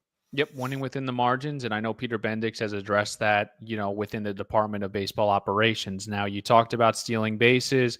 One in particular, an individual on the Marlins had a fun time running the bases, and that was and is going to be our next guest, Xavier Edwards, who is second in baseball after July 31st, or July 1st, rather, this season, with 31 stolen bases. He was behind Shohei Ohtani, connection Clayton McCullough. Now the Marlins manager was the first base coach, like you mentioned, Kyle. So what does that duo do? Xavier Edwards will answer that as well. But I'd love to get to that interview. Do you have anything else to add? There was some news as far as the Marlins making a trade, if you wanted to break that, Kyle. Yeah, it's not this too was breaking, but I'm happy to mention I that guess maybe that was a little bit dramatic, a little bit histrionic, but Johnny Pareda is off to Oakland for cash considerations. Daniel Alvarez was the individual that had broken the news on X. We want to give him credit there. We actually had a couple of comments in our YouTube breaking some news too. I guess I'll put this out here. Look at Seth is all over it. Seth, Johnny Pareda to the A's for cash. Did I see another one that I needed to address? I'm sorry, when I was chatting, you put something else up. I did put up one of Jordan's, but we can address that, after Love It or Leave It. Again, after Xavier Edwards, for first timers for the Hot Stove Show here, Kyle and I will do Love It or Leave It. We have a couple of topics after Xavier Edwards, and then we'll bring you home on a Thursday night. Okay, let's before we get to Xavier Edwards, I have a couple of things to go over with everyone. Let's get to it right now. All right, Kyle, before we get to our next and very special guest, FanFest is coming up February 8th from 4 to 8 p.m. It's free admission. You get to meet the players. It's a lot of fun, and I know that we're going to be chatting at the Biscayne Bay Brew Hall. We've got a show to do. We're going to have multiple players on, maybe a couple of coaches. It's always a good time, Kyle, and actually it's a pretty good segue because our next guest, which, I hope you know by now, will be there in attendance, and I'm sure is very excited. No, Kyle Sielaff? Yes, very, very much so. I won't spoil it. You can bring him on here in just a moment. But yes, please make sure you come out to Lone Depot Park next Saturday. Go to marlins.com/fanfest. And just keep in mind, it's totally free. Parking is free. A majority, I would imagine, unless there's any hiccups or holdups, of the entire 40-man roster. And then even some of the Marlins prospects will be out there, Steven. So make sure everybody swings by the Biscayne Bay Brew Hall to see you, to see us. I'll be in and out a little bit, man. But I'm pumped up about it. It's back on a Saturday for 4 hours. It's going to be a lot of fun. And it's always my favorite time of the year. I tell all these guys, this is the stress-free time of year. They want nothing to do with us when spring training in the regular season rolls around. So you got to get them while you can, man. You got to get them while they're happy. So there you go. Now you can bring on our guest. Can I get a little drum roll? We should have had a little drum roll here. Ready for our visual audience. Boom! There he is. Joining the program now is an individual who was called up on July 2nd of 2024. He made it impossible to not have him in the lineup. Posted a 328 batting average in 70 games, hit for the cycle, and collected 3 triples in a game for the first time since 2014. It's Xavier Edwards, and X steps into the box. What's up, my man? How you doing? Thank you very much for joining us. Yeah, I'm doing really well. Thanks for having me on. Excited to be here. What pumps you up about FanFest? Usually the kids. The kids are great. They bring a lot of good energy. They're just happy to be there. And it's just a really fun time for us as players to take pictures, feed them wiffle balls, see what the kids' swings are looking like, kind of play around, have a lighthearted day, and really just enjoy and embrace the fans. Before we get into the baseball, you've had a busy offseason personally, but let's start with your the camps. I know that you did a myriad of different things this offseason. Just what did you do, and how was that experience? Baseball camp-wise, I had my own camp a few days before Christmas. Great turnout. A lot of happy kids. Ended up walking away with some baseball gifts before Christmas, so that's always good to hand out some stuff and hear a lot of positive feedback that the kids really had fun and enjoyed the camp. So 7th year of my camp, my baseball camp, my free skills camp at my old high school. Helped out Jesus at his camp. a few weeks ago. Played in Lewis Brinson's celebrity softball game a few weeks ago, and then Tristan McKenzie had his kids camp this past week. So yeah, a lot of kids camps, but it's great to have the freedom to be able to give a Saturday morning and help out some kids, teach them the game, add to their knowledge of the game, and just kind of pass down our love for the game to them. X, this sounds like a guy then, Stephen. You don't even need spring training. You've been doing all these camps. You get you're ready to roll right into this thing, X? Well, I mean, the kids are doing most of the swinging the ground balls at right. camp. I'm the one throwing them, so I still need my work too. At the ripe age of 25, did you ever attend any Marlins fan fests growing up? No fan fest for me. I was usually running around at some tournament or practicing with my dad.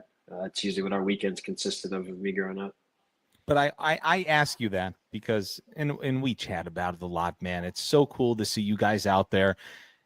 You are heroes to some of these young kids. Do you remember a time when you were little and you were in their shoes? And is it surreal to you now that you're the one as a big leaguer dishing out these autographs to these kids, X? Yeah, absolutely. It's a surreal feeling, like you said. Just to be able to give back and to see the look on their face, when they ask to take a picture with you or for you to sign their ball, how much it makes their day. It really just puts it into perspective. Like, people pay money to come watch us play, to play a game that we've all been playing from such a young age. And now we get to, put smiles on people's faces from all across the world when they spend their money to come watch us play. So, yeah, we're blessed. I'm extremely fortunate, and I couldn't be more grateful for the opportunity to do what I do. So let's dive into your last 2 years here, X. We saw you in 2023. You came up late in the season. You guys win 84 games, get to the postseason. The following year, the Marlins signed Tim Anderson. They go with him for the first half. You come up, you bat 328, whatever it was. You have a great season. Now this year, you're going into the offseason for probably the first time knowing maybe your fate as a big leaguer. You know you're going to be on the big team. You know you're probably going to be a starter. What's the offseason been like from you from a mental perspective, trying to experience and grow in 2025? Just not trying to look too deep into it. I'm treating it the same as I would treat any other spring training. I'm coming in to prepare myself for the season. I'm looking forward to, first opening day. I'm really excited about that opportunity. But besides that, on the baseball side, I'm treating it the same. I'm going about my work the same way. I'm just looking forward to kind of getting our team together, building some camaraderie before the year. A lot of new faces, but a lot of returning faces as well. Just get the guys together and get around each other and just enjoy our time. But make the most of our opportunity. A lot of us are young guys. We have a great opportunity in front of us, and an opportunity that we haven't had in our career. So I think we're all looking to jump at the opportunity that we have and just enjoy it. So that's really it for me. I'm just trying to take it day by day, treat it the same way as I would treat it any other year. Just getting myself ready for the season. And this year will just be in a different place. So we are recording here on January 27th. Are you up in Jupiter? What is kind of your day? Let's just go through your day here this afternoon. Are you in Jupiter? Are you working? Who are you working with? Yeah, I actually just got back from Jupiter a few minutes ago. That's why I had to push this back a bit. But I was there this morning. Good excuse. I've been going a few times a week. There's a few guys up there. I met De Los Santos today. I met Agustin Ramirez today. Max Acosta's been up there hitting with me a bunch. Simpson, Bender, Fortes are up there. Brack's rehabbing. So Yuri's up there rehabbing. So there's a good bit of guys that have been in and out. Liam Hicks, I met him a few weeks back. So a lot of guys have been trickling in and out. So it's been good to kind of get some early access to some of the new guys and not just have to wait till spring to meet some of the guys and get around them. So it's been good. A lot of fun. X, the big thing for you going into 2025, you're about to play a full big league season. What do you start to get into a mental mindset even early? Because you don't really know, the grind, but you've never put your body out there for 150, 155 games. How have you prepared for that aspect of things going into your first full big league season? Yeah, great question. I've been really trying to stay on top of my nutrition. I'm talking with some of the guys up there in Jupe now, and just trying to stay on top of my nutrition, make sure I'm hydrating, make sure I'm eating enough food to make it through the season, keeping the right amount of muscle on, working with our new strength staff. Just keep muscle throughout the year, kind of tailoring our lifts to, maybe doing them a little later, maybe doing post-game instead of pre-game just to make sure that the body's feeling good for the game. and use that as like a catapult for our recovery for the next day. So we've been devising plans already for this upcoming season, and I'm looking forward to it finally getting underway. You know, we're getting close. We're all itching for it, but definitely just nutrition, I would say, is a big part of it, as well as sleep and hydration. All that stuff is crucial. Preparation and the baseball stuff kind of takes care of itself. Man, it's amazing, too, because for so many young guys that play this game, they go through a lot of trials and tribulations early. A lot of guys get sent back to the minor leagues because it was hard to get their feet wet in the big leagues, and they look forward to the next opportunity. Dude, through 100 games, you're a .321 hitter. How the heck have you made it look so easy? I mean, I could assure you it hasn't been easy. It might look easy, but it's not easy at all. A lot of work goes into it. But just try to trust the process, trust myself, my instincts, and my game plan, playing my brand of baseball. I think that's what's gotten me to this point, and I think that's what's going to keep me on the same course, is playing my brand of baseball, try to treat it the same way I did in the minors and all of those before that. Just one game at a time. You know, whoever it is that we're facing, regardless of the name on their back or the name on the front, they got to throw the ball over the plate. And I know if they throw it over the plate, I can hit it. So I'm just trying to treat it as such, treat it as the same game that I've always played. And that makes it a bit easier to just execute at the level that I'm familiar with and I know I'm capable of. X, you had mentioned the staff, the new staff in 2025. Just what are some of your takeaways early on? I don't know how many times you've met with Clayton McCullough. I know he lives up in Jupiter as well, but just some early, interactions and takeaways just with your relationship with him so far. It's been great. He's passed with flying colors. Great dude, great family. His son was actually at Tristan McKenzie's camp the other day. So I was rolling ground balls to this kid. He's like, hey, you play for the Marlins? I was like, yeah, I play for the Marlins. He's like, oh, my dad's the new manager. I was like, oh, yeah, I know your dad pretty well. Met your dad a few times now, but I haven't met you. Nice to meet you. So I got to, spend some time with him and at the station. So that was always fun. But yeah, I mean, everyone's been great. And a lot of good people, first and foremost. A lot of hungry people. People are getting opportunity they didn't have or coming from a place, now here at a new place in Miami. So people are excited for the opportunity. And, I think we have a chance to have something special here. And this is kind of the first step in it. So a lot of great people. I'm looking forward to pouring into us. And that's all we can ask for as players, the people that believe in us and pour into us. So really excited for it. And speaking of doing something special, Stephen and I have had an opportunity to chat with your new manager, Clayton, and virtually now every member of the coaching staff. Man, they are all so energized and hungry to teach and watch you guys grow and to be servants to every one of you to make you guys better on a daily basis. Look, there's going to be a lot of people that doubt this team because you're all so young. Goodness, Stephen, 5 arbitration-eligible guys and whatever. Brax isn't even playing this year because he's hurt, but, it just goes to show how young this team is, man. Do you often or do you ever chat with the guys about, man, we're going to have a lot of people that doubt us, but, sooner rather than later, this is going to be a special group because we're going to, within reason, do it together here.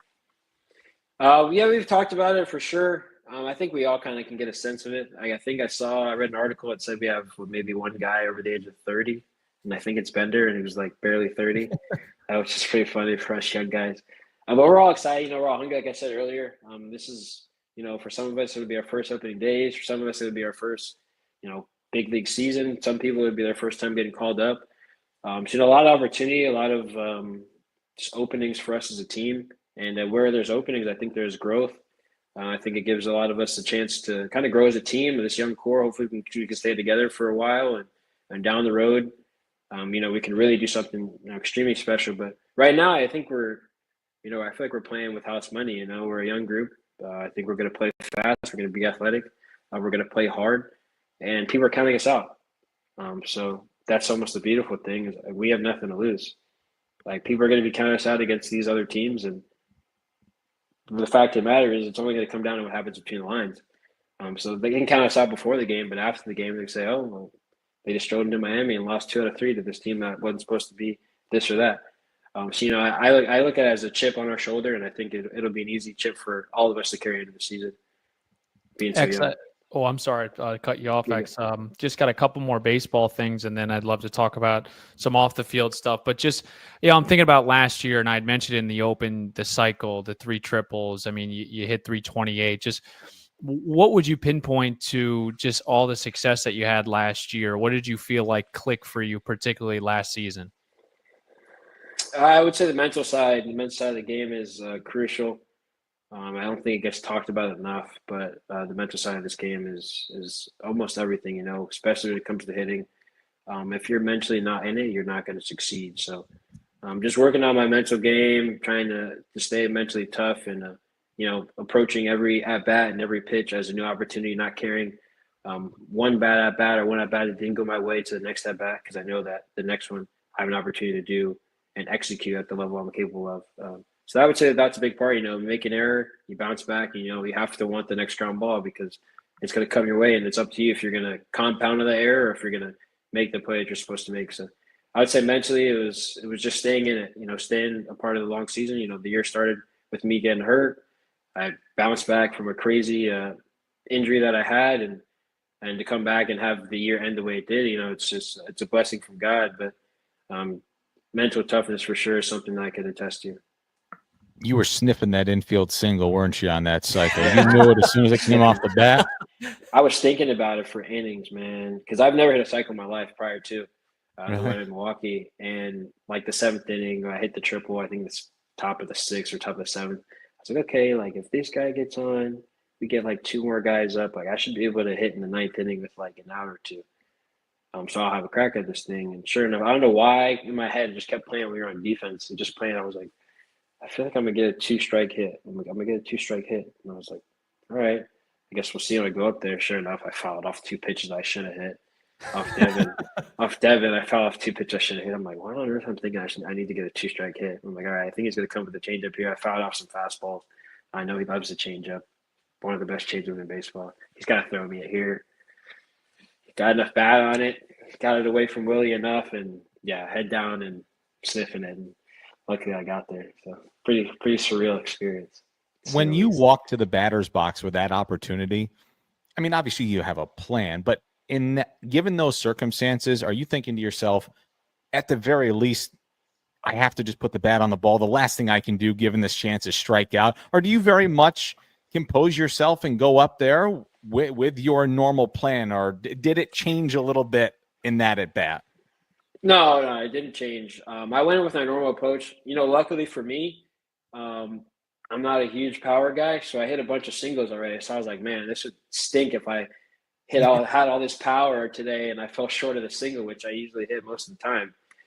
So I kind of felt right at home. I was like, okay, perfect. Like I'm right where I want to be. It's not like I'm a homer shy of the cycle and I'm like, all right, I got to swing out of my shoes this last at bat. It's like, all right, I'm a single shy. Like I can treat this at bat like I would any other and spray a ball somewhere and hit a single. I'm like, okay, like I should be fine. And then the people on deck, that's why we try to say like we're locked in during the whole game and laser focused. Like and I am, but on deck I remember being on deck and swinging. The guy had gotten out in front of me and he's like, "Come on, Edwards, you're a single shy. We want to watch history." And I'm just thinking, I'm like trying to block out the noise, but like I can hear that like clear as day. I'm walking up to the plate, try to compose myself and just lock in for that bat. So it's funny, kind of the behind the scenes stuff that happens, but definitely I was trying to treat it as much of a normalized bat as I could. Where's the ball? My mom has it. Oh, your mom has it. Yeah, I moved into a new house, so my mom has all the cool stuff there because I know she'll keep it in a safe spot. That's awesome. I was waiting to hear your dog was running around it this morning or something. Yeah, he gave a look like he's like, "Oh my God, where is that ball?" That's a good question. You kind of make me think of it. I've got the jersey. I've got the cycle jersey actually right here. I got to frame it, but it's just sitting on my filing cabinet right here. But the ball, I'm pretty sure, is that my mom's got it, or it's in a box somewhere. No problem. We'll find it one day. Xavier, just defensively, I know that there's been some questions about shortstop. Just we saw glimpses of it last season. What's been the primary focus this offseason to try to harness or improve in that area of your game? Really, it's been my arm for me. I had people may not know, but I've had shoulder issues for the past 3 years. I had impingement 3 years ago when I was with the Rays. And it's kind of been lingering, you know, every off season it's gotten a little bit better, and then I'll have some kind of setback. It hasn't been enough to keep me out of playing, but it's been enough that it's been bothersome that something I have to try to stay on top of throughout the season. So that's kind of been lingering. With this offseason, I jumped straight into a throwing program that I got from Driveline. Max Garrett, one of our catching coach, I believe, on the minor league side, and then Brandon now Mann, on the big league coaching staff. Right. And then Brandon Mann, also on our big league staff. I talked to Brandon at the end of this past season, thinking about going out there to do some kind of throwing thing. He's okay. Well, I'll link you up with Max. We both worked at Driveline. He wrote a lot of the programs. Like, he knows a program. He could give you something like remote, so you don't have to go all the way out there. So, all right, perfect. So I got in contact with Max like first week of the off season. He wrote me up a program, and I've been doing it now for almost probably 2.5 months now. So the earliest I've ever been throwing in an off season, like I've been throwing since pretty much November, like the beginning of November, and that's the earliest I've started. My shoulder feels great, my arm feels great. I feel like I've had it tick up. I can throw with good volume and good intent, and not feel like I don't want to pick up a ball afterwards. Feel like I can go and keep throwing. So that's been a big plus for me. So it's really just been shoulder health, honestly, as much as arm strength. But I think arm strength comes with shoulder health. If you don't have a healthy shoulder, then the arm strength's not going to be there either. So I think that's kind of what I was dealing with the last few years. So now I've been on top of my stuff, you know, plyo balls, bands, all the nuances of it. But a detailed throwing program, for a shorter answer, a detailed throwing program has been the key for me. Because I know I have the footwork to do it. I was just focusing on attacking the ball, kind of getting the second base mindset out of me now that I'm playing short.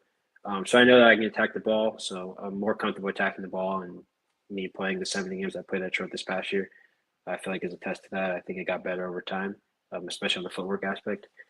So yeah, arm strength has been the big thing that I've been trying to tackle, and I feel like I've done a pretty good job of it. I've got some feedback from the people that I've thrown with, and they seem to like the progress I've made. So I'm gonna stick to it. I'm gonna stick with the program, keep the volume up and intensity up, and I'm looking forward to showing what I can do this year.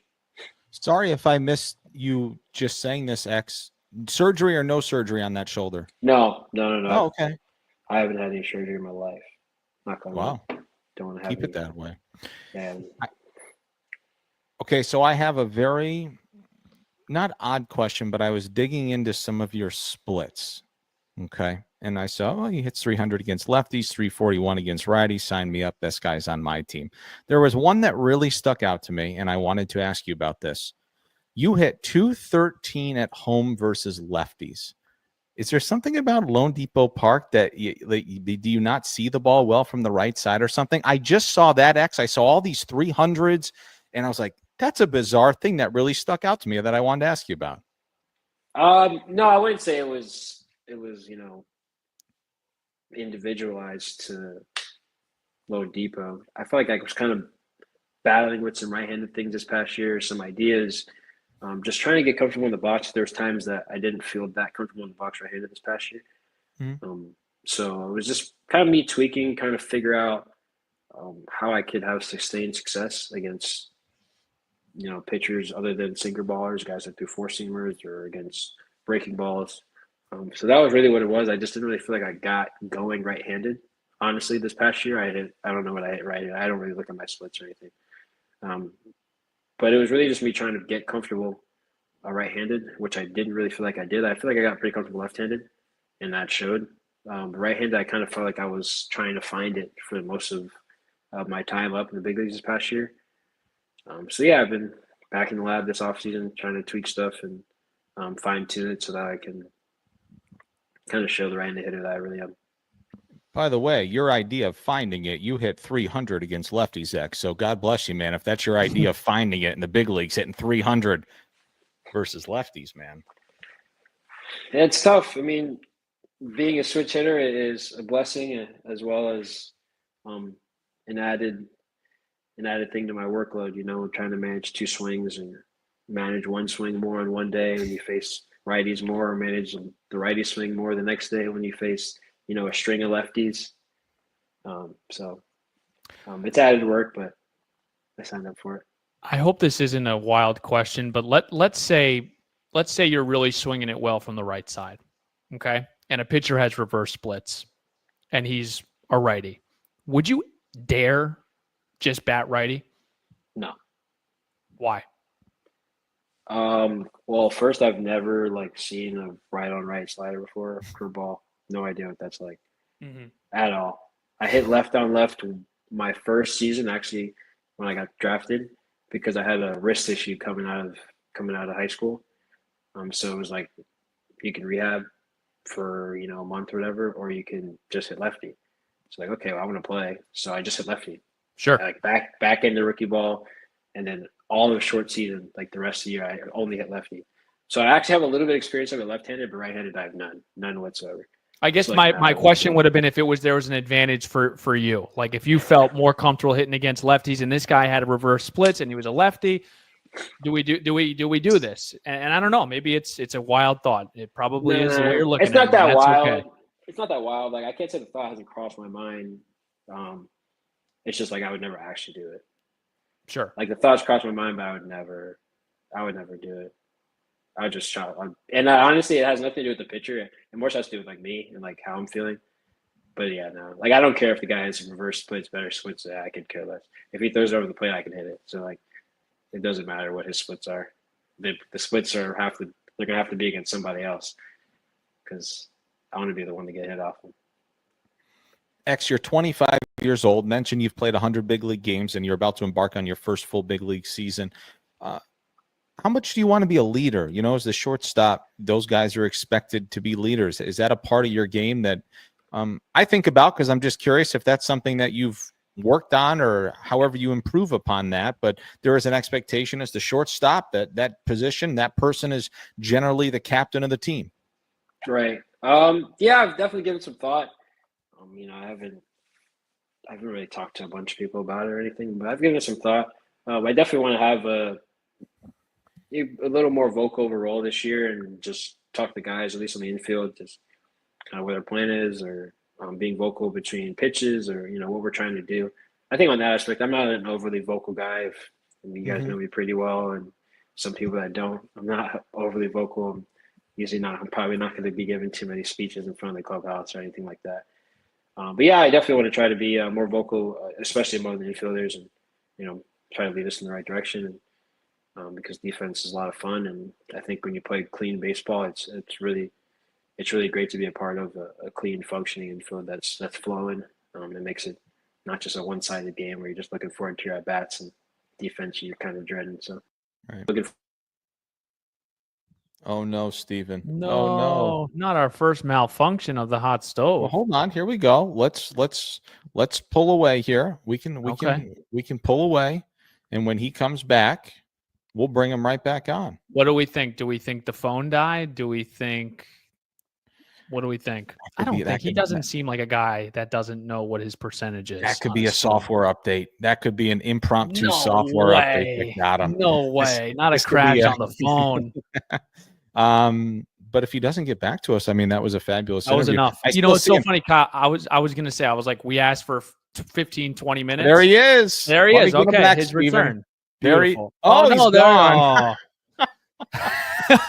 Folks, for our audio-only audience, we just saw Xavier Edwards in our waiting room. We added him to the stream, and as soon as that happened, it looked like he either signed off or maybe he'll try to rejoin. I hope he has the same link. It's the same. If he hits the link, it's going to be all right. Hold on. Here he is. Back. There he is. He's back. Yeah, I got a call. Dad just called me, and it just jacked up the whole thing. I don't know. Well, you're always welcome to take that call, X. Yeah, it's all right. I'll call him back in a few minutes. Leader role. Yeah, if you're still there. I don't know if you guys jumped to something else. No. We were guessing what happened. Kyle said system update. I said that your phone died. Yeah, no, phone call. I didn't know phone call jacked up this whole thing, but it sure does. Hey, I only have one more, Stephen, on the baseball front. X, I've always admired about professional athletes. You guys are your hardest critic. You're your own worst critic. And whenever I ask guys, what have you been working on in the offseason, generally it's a pretty broad. I'm working on everything. But is there something in particular after the season, offensively, defensively, base running, whatever it was, you were like, it's not going to happen again. It wasn't awful, but and maybe people won't notice it, but I'm going to be exponentially better in this little tiny aspect of my game next year. Anything like that for you? For an exponential growth standpoint, I would say it was the arm. Arm was something that I thought about, and I really wanted to be a noticeable difference. Not just for myself, like obviously I want to have a functioning shoulder that's healthy and pain-free when I throw a baseball. Sure. That's not fun when it's not. Sure. But yeah, I wanted that to be like, I don't want there to be questions like, oh, can he play shortstop? Because I played short my whole life, and I've gotten away from it the last few years in the minor leagues because of the teams I've been on and whatever the case was. But now I'm back. I've got a taste of it for the last 70 games, and I don't plan on handing it back. So getting more comfortable playing short again and remembering why I loved playing short so much. And now I've been back over there, and I don't plan on giving it back. So I would say that's the main thing. And then offensively, hitting a baseball is the hardest thing to do in the world. So fine tuning that and staying on top of that is its own task. But I would say the arm for sure. It's an awesome attitude to have. I got one baseball, and then I'm going to try to slip in a personal, and then you're off. You're off and running. Okay, I'm going to try to connect the dots here. Second in baseball after July 1st this season, stolen bases with 31. You only trailed Ohtani. Clayton McCullough obviously worked with Ohtani. Ohtani gives him a ton of credit on how he was able to get to 50-50. Mookie Betts has also applauded him as well. You're a great base stealer. Clayton McCullough obviously has some great success in this area as well. How do you sort of see yourself next year? I mean, do you have a number in mind? How excited are you for that part of your game? Very, very. I thought the same thing when we got Clay. He was first base coach with Ohtani. He stole a bunch of bases this year. I stole some at a good clip this past year. So it seemed like a good match for me. So I'm looking forward to getting to work with him. And Smars, first base coach now. I'm looking forward to getting to work with those two on the base running side and see just how many I can get this year with the full year under my belt. So I got a number. I won't disclose it, but I've got a number in my head. I saw the smirk. I like the smirk. I like some of the guys. You gave a little smirk when Stephen asked you how much. Yeah, I'm excited.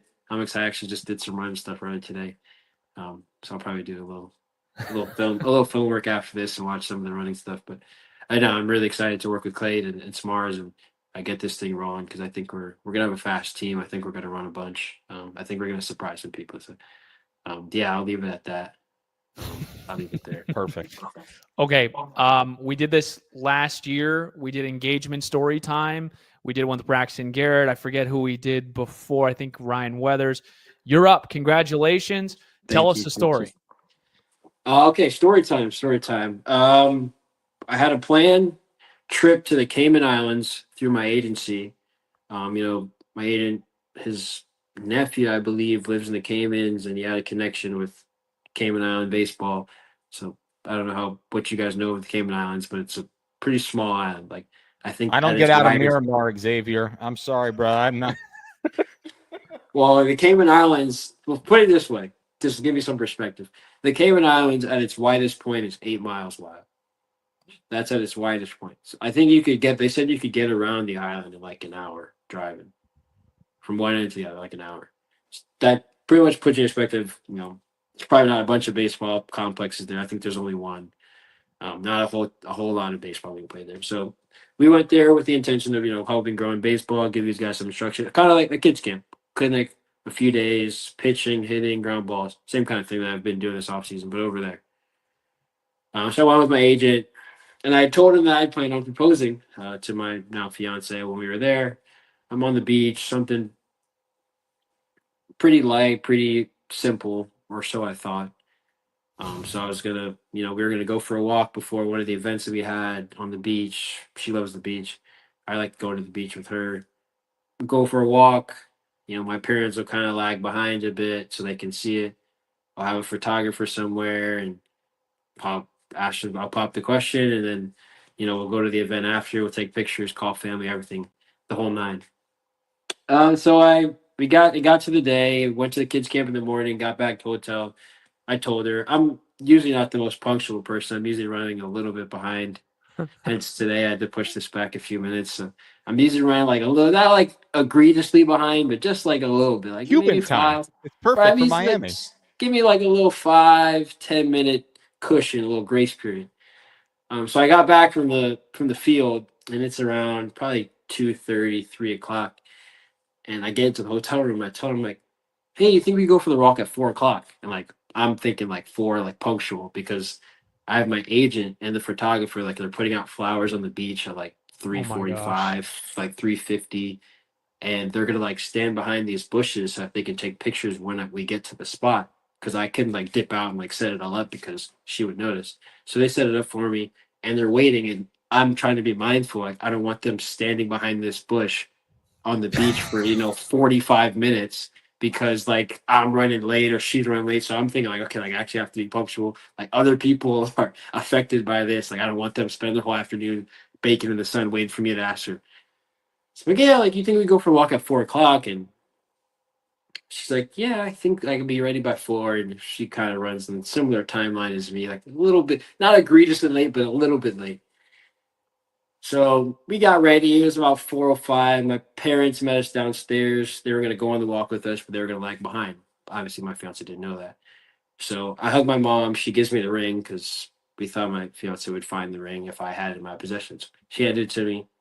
I have it in this little bag, almost like a headphone bag, because we didn't want her to notice the box if I had it in my pocket, because she would notice. So put in a little headphone bag, kind of mess with it, unzip it a little bit. We go on the walk. We start going. The first half of the walk, I'm on my phone like the whole time. She's talking to me. I'm on my phone the whole time because I'm trying to like coordinate like which side of the beach they're on so I can go. She asked me, she's like, "Oh, are we gonna go left or right?" I'm like, check my phone. We're gonna go left because that's where they put the bouquet of flowers down, some rose petals, and that's where they're starting. We're gonna go left. Okay. So we're going. I'm looking.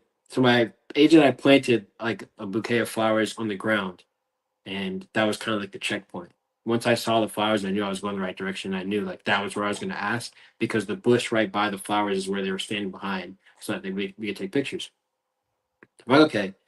So I'm walking, we're walking, holding our shoes. We don't want to get our shoes dirty. Holding hands, talking. I see the flowers probably 200 feet out. So like I kind of start getting nervous because I didn't plan like a speech. I was like, I'm just gonna do it. So like, we've been together for a little over 5 years now. Like I'm just gonna do it from the heart. Like I'm not gonna write up something beforehand to, you know, confess my love. Like I know how much I love you. I know how I feel about you. I'm gonna just do it from the heart and say what's on my mind when the time comes. So we get 200 feet out, and I mean, you want to talk about nervous? Like way more nervous than like I was being a single shy, like way more nervous than my debut. I mean, just like borderline frightened. I'm just like, what on earth am I gonna say here? Like we're approaching, we're walking. I have to try to act normal because we're holding hands, but like I'm thinking like what's about to happen in the next minute, and I gotta figure out what I'm gonna say. So we're going. I have my hand in my pocket, kind of making sure the bag's there. We get closer, we get to the point, and I throw my shoes down. I reach in my pocket again, and I don't feel the bag in my pocket. No. So I'm like, oh my gosh. I'm like, I dropped the ring. But obviously she doesn't know. Like, she doesn't know what's going on. She doesn't, I don't think she even really put 2 and 2 together about the flowers. She's probably just thinking there's a bouquet of flowers. She's probably not thinking anything. I reach in my pocket. I'm like, oh my gosh, not there. So I turn around, and I just say, hold on. Like, I don't really tell her where I'm going. I just say, hold on. She's like talking to me. I'm like, all right, hold on. And I just turn around and kind of like just speed walk back, like retrace our steps to find like this bag, this pink little headphone bag, because the ring's in there. About probably like 100 feet behind us, I'm looking, I find it. And I come back. And then I get on a knee and ask her, some tears and stuff. And she says yes. And then we take the pictures. And then the photographer shows us the pictures afterward. And she's like, yeah, I almost like came out too early. I saw you get to the checkpoint, so I was starting to peek out of the bushes to take the pictures. And then I see you just turn around, and I didn't hear you say anything. So I almost came out, and I was worried she was going to see me. So I ducked back.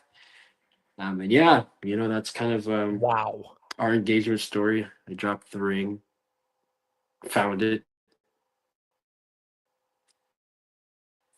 asked her, and we have a pretty good engagement story for the rest of our life. Wow. If I may ask one follow-up there, the 100 feet you had to walk backwards, did that feel like a lifetime to find that bag? Stressed. I'm walking. I'm like, man, it's on a, it's a beach, sandy. It's a pink bag, so you can kind of see it, but the sand. There's people walking. Like, I'm like, man, I'm like, oh my gosh, like if I lose it, like honestly, I don't know what I would have done. Like, I don't know if I would have just jumped in the water and like just said, let's go for a swim. Going like one of those. Yeah, I don't even know what I would have done if I couldn't find it. I'd be like, yeah, I was gonna propose, but I lost the ring, so like maybe let's do it again next week at home or something. I don't know. I don't even know what I would have did. I really don't. I'm glad it didn't happen. I'm so glad I found it. I was like, okay, like now it's a good story. It went from a nightmare to a really good story that we can look back on and laugh about. Wow, dude, congratulations. I don't even know what to say on so many fronts. I was thinking like it would be funny to find the picture of you running. Then you can like mess with her and be like, yeah, I had second thoughts and I was running the other way, but that's not as funny. You found the ring, which I'm sure was pretty expensive. That made it made it easy for me to flow into find the words to say after that, because I was like, you weren't thinking at that point. I thought I lost him. Okay, I found it. I'm good now. Like now we roll. Wow, that is phenomenal. A+, congratulations. I wish you the best of luck, and that is tough to top, my man. Thank you for sharing. Thank you guys. You always have a grace period on Marlins radio, Xavier. You always got a 15-minute window, brother. Thank you. I appreciate that. Thank you for the time, X. Appreciate you. We'll see you soon. Thanks for having me on, guys.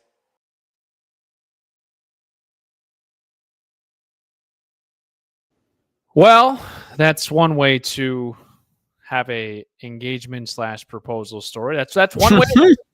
Ultimately, as long as you get the job done, who cares how you do it? Congratulations to Xavier and his soon-to-be wife. That was scary, exhilarating, but at the end, obviously very happy for him. Okay, single game tickets. Season's coming up. We talked about it. 23 days until spring training. But this is for, of course, opening day. And also, you can get tickets to the exhibition game. The Marlins are playing the New York Yankees a couple of days prior. That is on March 25th. That's on a Tuesday. But March 27th, we are ready for Skeens and Sandy. March 27th, Thursday, Lone Depot Park, Pirates, Marlins, single game tickets. Kyle, we're approaching, man. We are absolutely approaching. We're getting there, dude. Yeah, make sure you just come out and hang out this year. It's a fun place to be. Baseball season starts at a great time because there's so many sports that start to, disappear a little bit. I know the NBA kind of starts to end as we get going. NHL kind of the same boat. Amazing year last year, obviously, with the Florida Panthers winning down here. So, But please come out to the ballpark, marlins.com/tickets. I know you'll periodically do some giveaways on Marlins Radio on Twitter, which is always super fun, and maybe a little booth visit. But just come out and support the guys. Come out to the ballpark. Good food in the ballpark, affordable, and it's fun. So just come join us, man. Baseball's a great time of year, and I think what's awesome, dude, now I've said this a lot over the years, and I'm not going to get on a little tangent here, but I've always just enjoyed seeing just a family out there, and just some young kids that they probably won't remember the game, and it's not really the point. They won't remember the outcome, but they'll remember getting some cotton candy with mom and dad and hanging out and maybe getting a ball or so make those memories, man. Come out to the ballpark in 2025. It's a great place to do it, dude. Well, we appreciate Xavier Edwards for joining us. That was a fabulous spot. I learned a ton, actually, from everything that he's been doing in the off season. And we want to encourage everyone, by the way, to join in on the conversation. We're getting some good comments. We will try to answer them after our Love It or Leave It. That's looming ahead here. We still have Love It or Leave It to do, but I did want to kind of put a cherry on top of the interview with Xavier Edwards. And I want to throw this question to you. Maybe we can ponder, we can dream a little bit, because with the exit of Jesus Luzardo, Jake Berger, Jazz before, this franchise needs a face. And I think Xavier Edwards has the qualities to be the face of the franchise. A lot of pressure to put on the young man, 25 years old. And I want to parlay that into this question as well. Do you know the last time the Marlins had a shortstop go to the All-Star game? Do you want to try and guess that, Kyle? Yeah, I mean, Hanley comes to mind. Danny Echeverria also came to mind for me. I don't believe he ever got to an all-star game, but during his heyday in the early 2010s, he was maybe the best defensive fielding shortstop in all of Major League Baseball. I don't think he got there. I will go with Hanley. You are correct. Hanley, 2010, 2009, 2008, back-to-back all-star years. That is the last time the Marlins have sent a shortstop to the all-star game. And there are a ton of great all-star shortstops in the NL, you know, Trey Turner, Ellie De La Cruz, just some that really that come to mind right now. But is it fair to say that someone like Xavier Edwards is right now the face of the franchise? No, I think that belongs to Sandy still as the face. A lot of pressure, as you mentioned, to put on the young man, but I do think what you're getting at there is that this young man has a very unique skill set, and so much of when you talk about the face of a franchise, it's their personality, it's that persona, it's their accessibility to the fans and the interaction. It's not always the guy that's an 8-time All-Star. But it can be a guy that's been there a long time and that fans do fall in love with. So I think you're directionally correct with that. I think he's a guy that could certainly be in that mix down the road, but he's got the skill set. You heard in our conversation, in our conversation, the kid's got the personality. He's coming. And hey, by the way, and we chatted with him about this, Stephen. He's about to embark on his first full major league season, dude. That is a storyline. That's a huge storyline this year for so many of these guys. I mean, quite literally around the diamond. Let's just say Jonah Bride's at first. Otto Lopez, Edwards, Norby, all 4 of those infielders who will surely be in the lineup at some point together throughout the season, maybe on opening day. Even Matt Mervis, throw him in there. Those guys have never played a full big league season. How about in the outfield? Outside of Jesus Sanchez, Kyle Stowers, no. Griffin Conine, no. Derek Hill, no. Dane Myers, no. Nick Fortes and Jesus Sanchez, now that I just talked through that, are the only position players that have been on a roster all season long and not on like the injured portion, have literally gone through the grind. So that's crazy, but that's a story with this team. And it goes back to what we were talking about earlier in that this is very tough for the organization because could they go out and spend some money and try to fill some holes? Yeah, but that's not the direction they're going. They want to know if these young guys are capable of playing in the big leagues. And part of that is playing a full season and seeing how their bodies adjust to that and react to that. So again, we don't need to go back down that rabbit hole, but I do think it's a salient thing to remind people of, because they are in an odd spot, because I think that Peter and his team, Stephen, and our conversations with those guys, they feel like they are closer to winning than I think that most fans would. And that's okay. That's fine. I totally understand. I think it should be. I think it should be that way, Kyle. I think that the organization that's really in this thing, in the trenches, should have that belief, and absolutely. The team's going to go out there. You're doing something wrong, right? I mean, exactly. They're going to have to go out and prove it, because I think there's a lot of people outside of baseball that, maybe question what this team is going to look like, but I think we've seen firsthand, at least talking to the coaches, that there's a plan in place. And we've seen guys like Xavier Edwards, and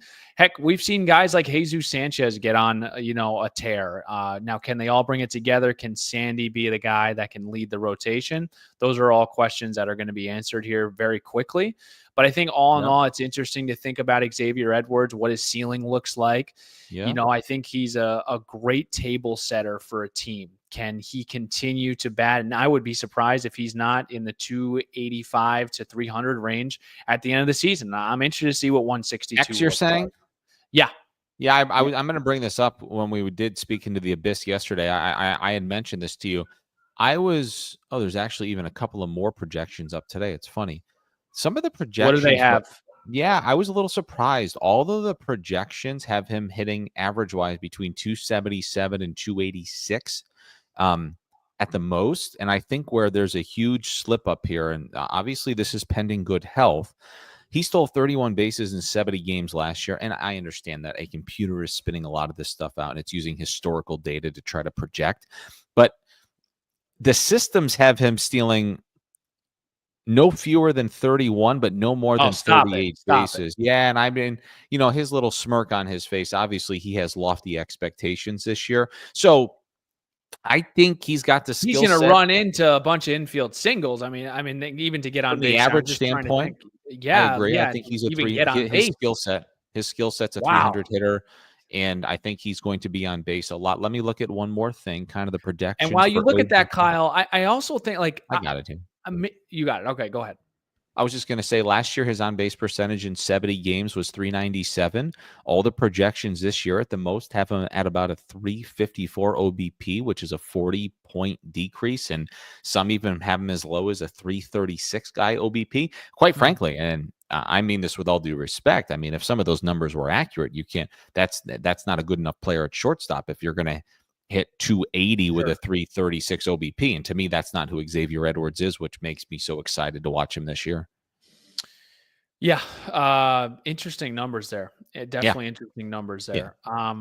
I think, and I'm trying to process this if this does matter. I think it does. Just we talked about the dynamic with Clayton McCullough and Tyler Smarslok, who was running wild in the Arizona Fall League. Pairing all of those pieces together, like what it looks like can Xavier Edwards steal 50 bases? I think that is a benchmark that I could see happening. Again, he's got to get on base. He's got to get on first, but I like it. That's why I shouted out, like he can run into a bunch of infield singles, even if he's going through it. He's one of those guys, like if he's going through a quote unquote slump, he can find ways to get on base. And I think he's a perfect table setter, and I'm super excited to see what his year looks like, man. And if you split the season in half, and I'm just going to do this very quickly, I think, because this is where I just disagree with those numbers personally. If you split the season in half and you say 81 games, he played 70 last year, stole 31. Let's give him the extra 11 games and he steals 31 or whatever. I mean, that's projecting he's going to steal a base every 3+ games. I mean, that's just to me, and that's if he steals one every 3+ games, he's going to hit that 50 number. Yeah. So, yeah, I think as long as he stays healthy, he can touch that 50 spot. I think he's going to prove the computer's wrong, man. Okay. Love it or leave it time. Are we ready for that? Well, we've got is our over 1,000 people ready for this? They're rolling in. Let's do it. Sure. Let's chat. All right. For the people or the audience that joining us for the first time, we have a couple of topics. Kyle and I discuss if we love it or we leave it. Pretty self-explanatory. And we begin here with the Marlins and some of their players making a little change to their numbers. And I'm trying to find the media asset, and here it is. The following have changed their numbers. Connor Norby has went from 24 to number 1. Derek Hill, 58 to 3. Otto Lopez, 61 to 6. Jesus Sanchez, 12 to 7. He was already 7. Then Tim Anderson was signed, and there was a little trade-off there. Tim Anderson, his Instagram is 7. He took 7. So Jesus Sanchez said, all right, give me some compensation, whatever. They did their little deal. Now Jesus Sanchez says, I want 7 back. He gets 7 back. Xavier Edwards, he goes from 63 to 9. Griffin Conine, the big one here, 56 to his daddy's 18. Ryan Weathers, same deal here. David Weathers wearing 35. Little homage there from the two, Griffin and Ryan, and then Javier Sanoa going from 86 to 46. Love it or leave it. Marlins making some number changes. I think it's really, really cool.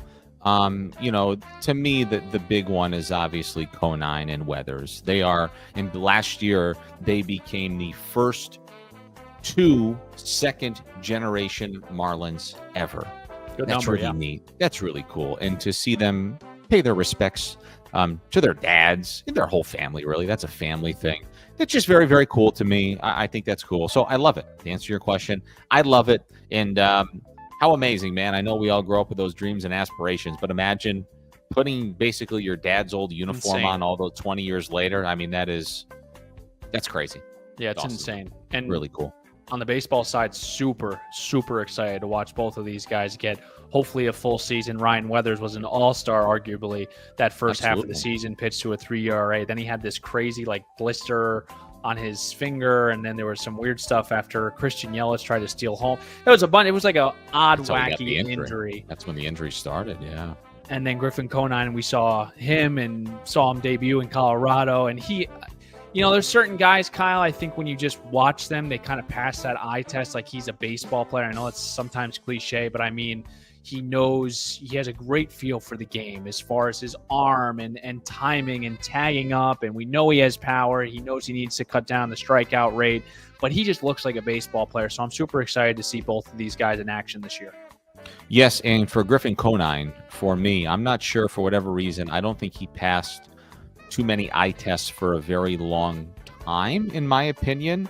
And I'm not sure, but that's a guy that maybe if he was just a guy towards the end of the year, maybe gets DFA'd or something. To me, Griffin Conine is a major leaguer. For some reason, number one, his defense is not talked about enough. His ability to go get a ball, and we saw the arm in his debut last year in Colorado. To me, and he's got some speed.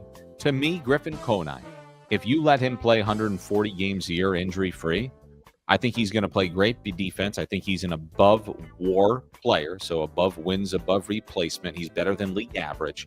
And I think he's a 25 to 30 homer guy. I don't know what he's hitting. Maybe it's 220, 230, but 25. Can he kind of be, I hope, and we got a lot of people here, so I hope I don't turn people off. But we talk about like the leadoff hitter nowadays, and we see a guy like Kyle Schwarber, who's a power hitter, right? At the top of the lineup. Can we possibly see a Griffin Conine? Does that make sense at any point in the season to test that theory out? I don't know. It's hard to take someone out like Xavier, but I'm just throwing it out there for devil's advocate. I think it's fun to chat about. To me, I think that's a stretch. Sure. I think it's an interesting thought because, again, this is an unconventional era, and there are teams that put power hitters at the top to get them more at bats. I think that's a bit of a stretch, but that's totally okay. We saw Skip do that with Jorge Soler in a rise. Yeah, that's just a lot of veteran experience, though. Sure. I mean, Conine's played 30 games or whatever. Sure. But my big thing is 25 to 30 homers are not walking down the street, even 20 to 25 for that matter. I just think if you let the kid play every day, he's going to play a great defense. He's not going to be a liability out there. He's going to hit 20 to 25, maybe 30 homers in his first full season. I think he's a good big leaguer. I think he's a really, really good big leaguer. That's really exciting for me. And you hit on it too, Kyle. He really did play good defense. Okay, great. Love it or leave it. Top 100 prospects. How about this? Baseball America, MLB Pipeline, and The Athletic released their initial top 100 prospect list for the 2025 season. 3 Marlins: Thomas White, Starlin Caba, and Noble Meyer, all getting in on the action. Love it or leave it. Love it. And we were chatting a little bit yesterday, depending on what publication you look at. Some people have also snuck Joe Mack into their top 100. So I love it, number one, and I think it is a testament to the way things are being built. A lot of those publications don't have the first 3 you mentioned, any of them outside of the top 100, so they are highly thought of prospects. White, Meyer, to be drafted and developed by the organization. Was going to make 1 point really quick on that. Caba, obviously in the trade this offseason. But if you take a look at the breakdowns right now for the Miami Marlins, and I mentioned the homegrown thing for a reason. The Dodgers, the Marlins, the Padres, and the Toronto Blue Jays dead last in Major League Baseball with 5 homegrown players on their projected 26-man roster. That is important for the Miami Marlins to up that number. Not so important for the Dodgers, who are spending big money, but for a team like the Marlins, and you think about the Tampa Bay Rays model, it is drafting, it's developing, and it's trading, and then redeveloping that talent. And that's how they're ultimately going to win. It's not one shoe, one size doesn't fit all. You can win in a variety of ways, but I would expect in the years to come that you're going to see a lot of homegrown, drafted, and developed players in the big leagues for the Marlins, which is exactly the way it should be. Yeah, this is a big deal, man. I love it too. It's a big deal for a couple of reasons. Number one, the Marlins had, I think, the 29th or 30th ranked farm system just a year ago. That is now switched to, and I think they're in the top 12 or top 13. You get 3 guys in the top 100. That's a big deal. I'm super excited about Thomas White, Starlin Caba, and Noble Meyer. I'm hitching my wagon, though, to Robbie Snelling, man. I think he's in for a big year. He's getting invited to big league camp. He was in it last year with San Diego. That's my Stephen Take tonight. I'm just really pumped about Snelling. But, really cool. All in all, very cool. Top 100 prospects. 3 of them represent your Miami Marlins. Yep. Last one. Okay. Love it or leave it. Not sure if I can share this, but you know what? Let's let it rip. We had a conference, company conference, organization conference. What organizational is the proper team building event? Team building. We had a team building organizational conference. We had everyone there: marketing, partnerships, everyone, IT, everybody. The whole organization. Yes, sir. Everybody was here at the Hard Rock. Who fantastic hospitality, amazing lunch, by the way. We were there the entire day. Now, one of the speakers that kicked off our event was John Gordon. Give me a second here, Kyle. Stall if you need to. Don't mind my kitchen. Hold on. No, it's the same kitchen we've seen all off season. All right. This John Gordon right here, the carpenter. This John Gordon right here, the energy bus. So when I found out that he was coming, I was like, and Kyle knows me, I'm a rah-rah guy. I love the quotes. I love, I think I shared a Bo Ryan one a couple of days ago with you, Kyle. Hold on, let me share it with you real quick.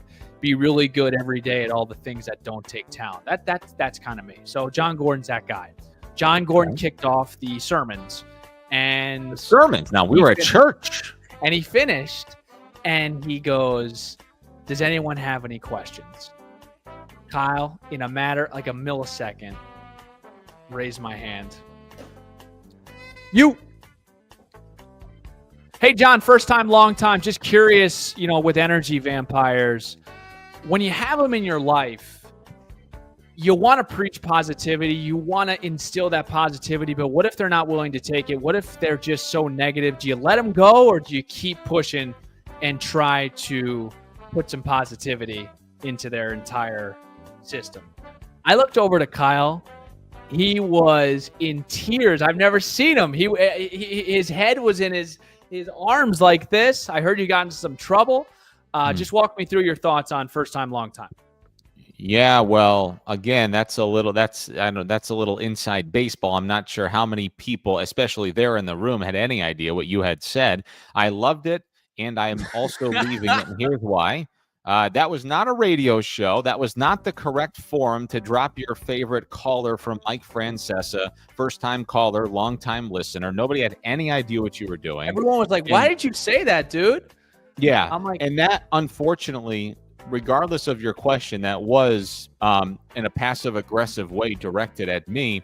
I didn't hear the question because I had just lost it when you said first time, long time to the keynote speaker of the organization's team building conference. It was so cringeworthy and perfect that nobody else could have pulled off a stunt. That wasn't a stunt. It was a genuine question that was, again, passive aggressively directed at me, but nobody could pull it off better than you. And so I loved it. Because I appreciated, Stephen, your active. Yeah, I just appreciated your participation. I appreciated that. I was active on that conference, man. It was a good time. But John Gordon, shout out to him. First time, long time. Incredible sermon. I was touched, and I'm also touched that this is it. This is it. Yeah, but do you want to touch on the energy vampire thing that I know you were, again, in a very passive-aggressive manner directing at me? I really want to be so careful with this because sometimes I'm so orchestrated and not careful. You know what, Kyle? It was kind of intended for you.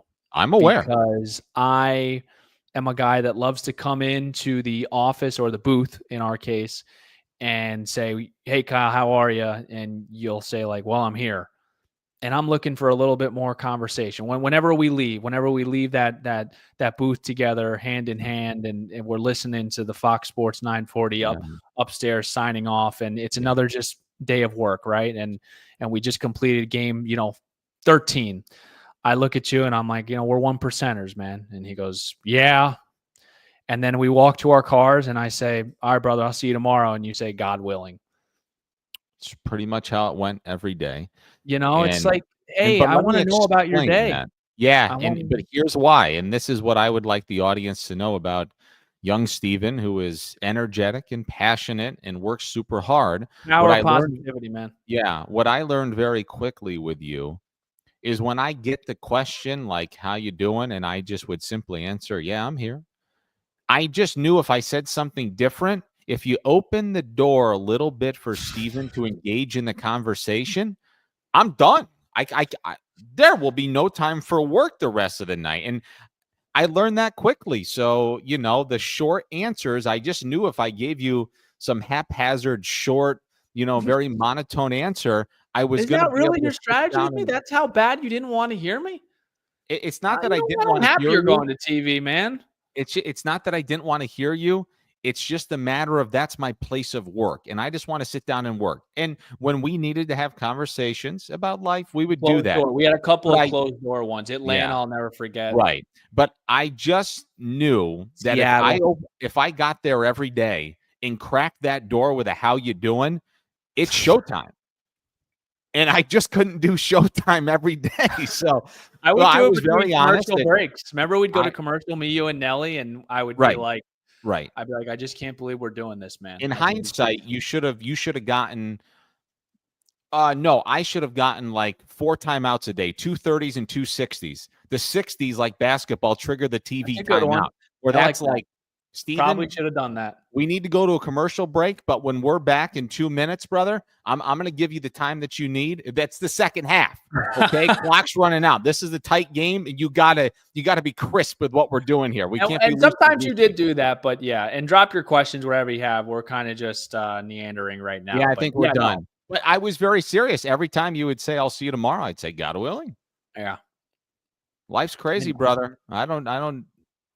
That's all I got for you, man. You have any favorite memories with me, man? No. I'm not sure you're gonna miss me 1 to 10. I've thought for weeks about this. Favorite memories. And I said, you know what? There ain't a single thing that sticks out. Because the other thing, Kyle, about my positivity, man, it's not like a shtick, dude. Like if you I'm aware, but I understood that.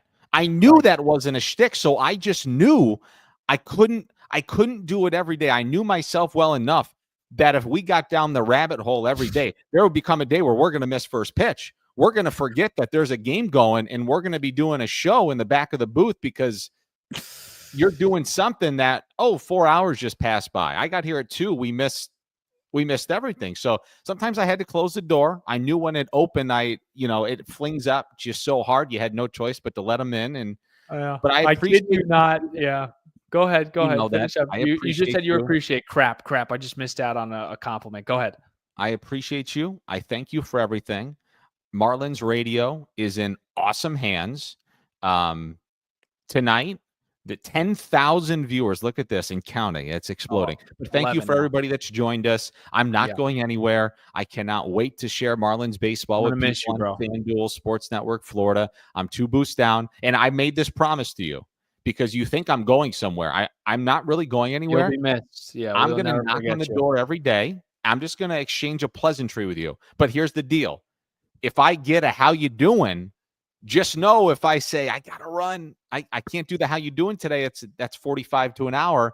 I'm gonna make sure I exchange at least a pleasantry with you every day, Steve. You get a knock and a hello and hi at the booth house because I'm running that bad boy now. We're gonna. If you actually, maybe what I'll do is just give you 3 knocks every day. That was Kyle saying hello, but he knew if he opened the door, it was on. I promise you, there's going to be a night in Seattle. You're gonna sit in Seattle this year, and you're gonna say, crap, I kind of miss the banter between Steven and I kind of miss being able to kind of big bro him, because you were big bro. Absolutely. You were absolutely big bro. And I know you didn't love that role, but I think, what do they say? When you don't realize how good something is until it's gone. I think that's the case. Gone, I mean, folks, no. I'm talking about for you. I'm talking about for you off the mic. I mean, I know you can just broadcast and go back to your cat and not worry about anything, but I really think you'll miss that aspect of it. There will be times where I might miss that aspect. I just know. And I'm gonna be completely honest with the audience. What I would do in between breaks, before you and whoever went on, what would I tell you guys? It was along the same lines every day, but it was something a little bit different. That how much you loved us and how this is all going to be great tonight. And that too. That sometimes was just like. I'd be like, Nelly, Kyle, love you guys. Let's do this, man. Don't ever forget there was always an "I love you." I think and then Nelly would look over to you and be like, "Oh my God, this kid." Listen, Steven, I don't want to do this. Okay, I know this is really hard for you. Yeah, I have got to get some marinated chicken in my air fryer. I am starving. Right. I've had a very busy day. I can keep this going. How much if you want to do this in a very dramatic fashion and wipe me off the screen and you want to keep going, feel free. But we're 2 hours and 19 minutes in. We've done another 2 hour and 20-minute show. I will tell you, we're holding the viewers, though. The viewers aren't going anywhere. If I see one drop, if I see 1171 drop, I'm signing off. Okay. If you listen, this is your show now. If you want to wipe me clean one last time and say goodbye on your own and just say, well, you want to do this together? You want to go out together? Let me tell you a quick story and then I'm done. A 30-second story. When I was hired 2 days before opening day, and I got to Lone Depot Park actually on opening day. I remember opening up the elevator, and Kyle, it was like out of a cinema, dude. Cinematic. Kyle opened up, I opened up, and he was like, I cannot believe you're here. And I said, I'm ready to go. I got chills thinking about it, actually. And I was ready to go. And here we are finishing up on a high 11,000, terrible math, 1,172 viewers later. And I know you've told me that I'm going to do a good job with Marlins Radio, and maybe I haven't told you enough.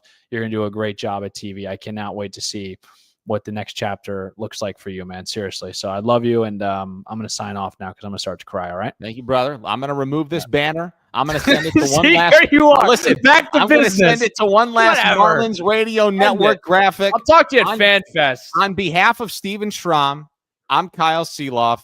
Thank you for everything, and we'll see you soon.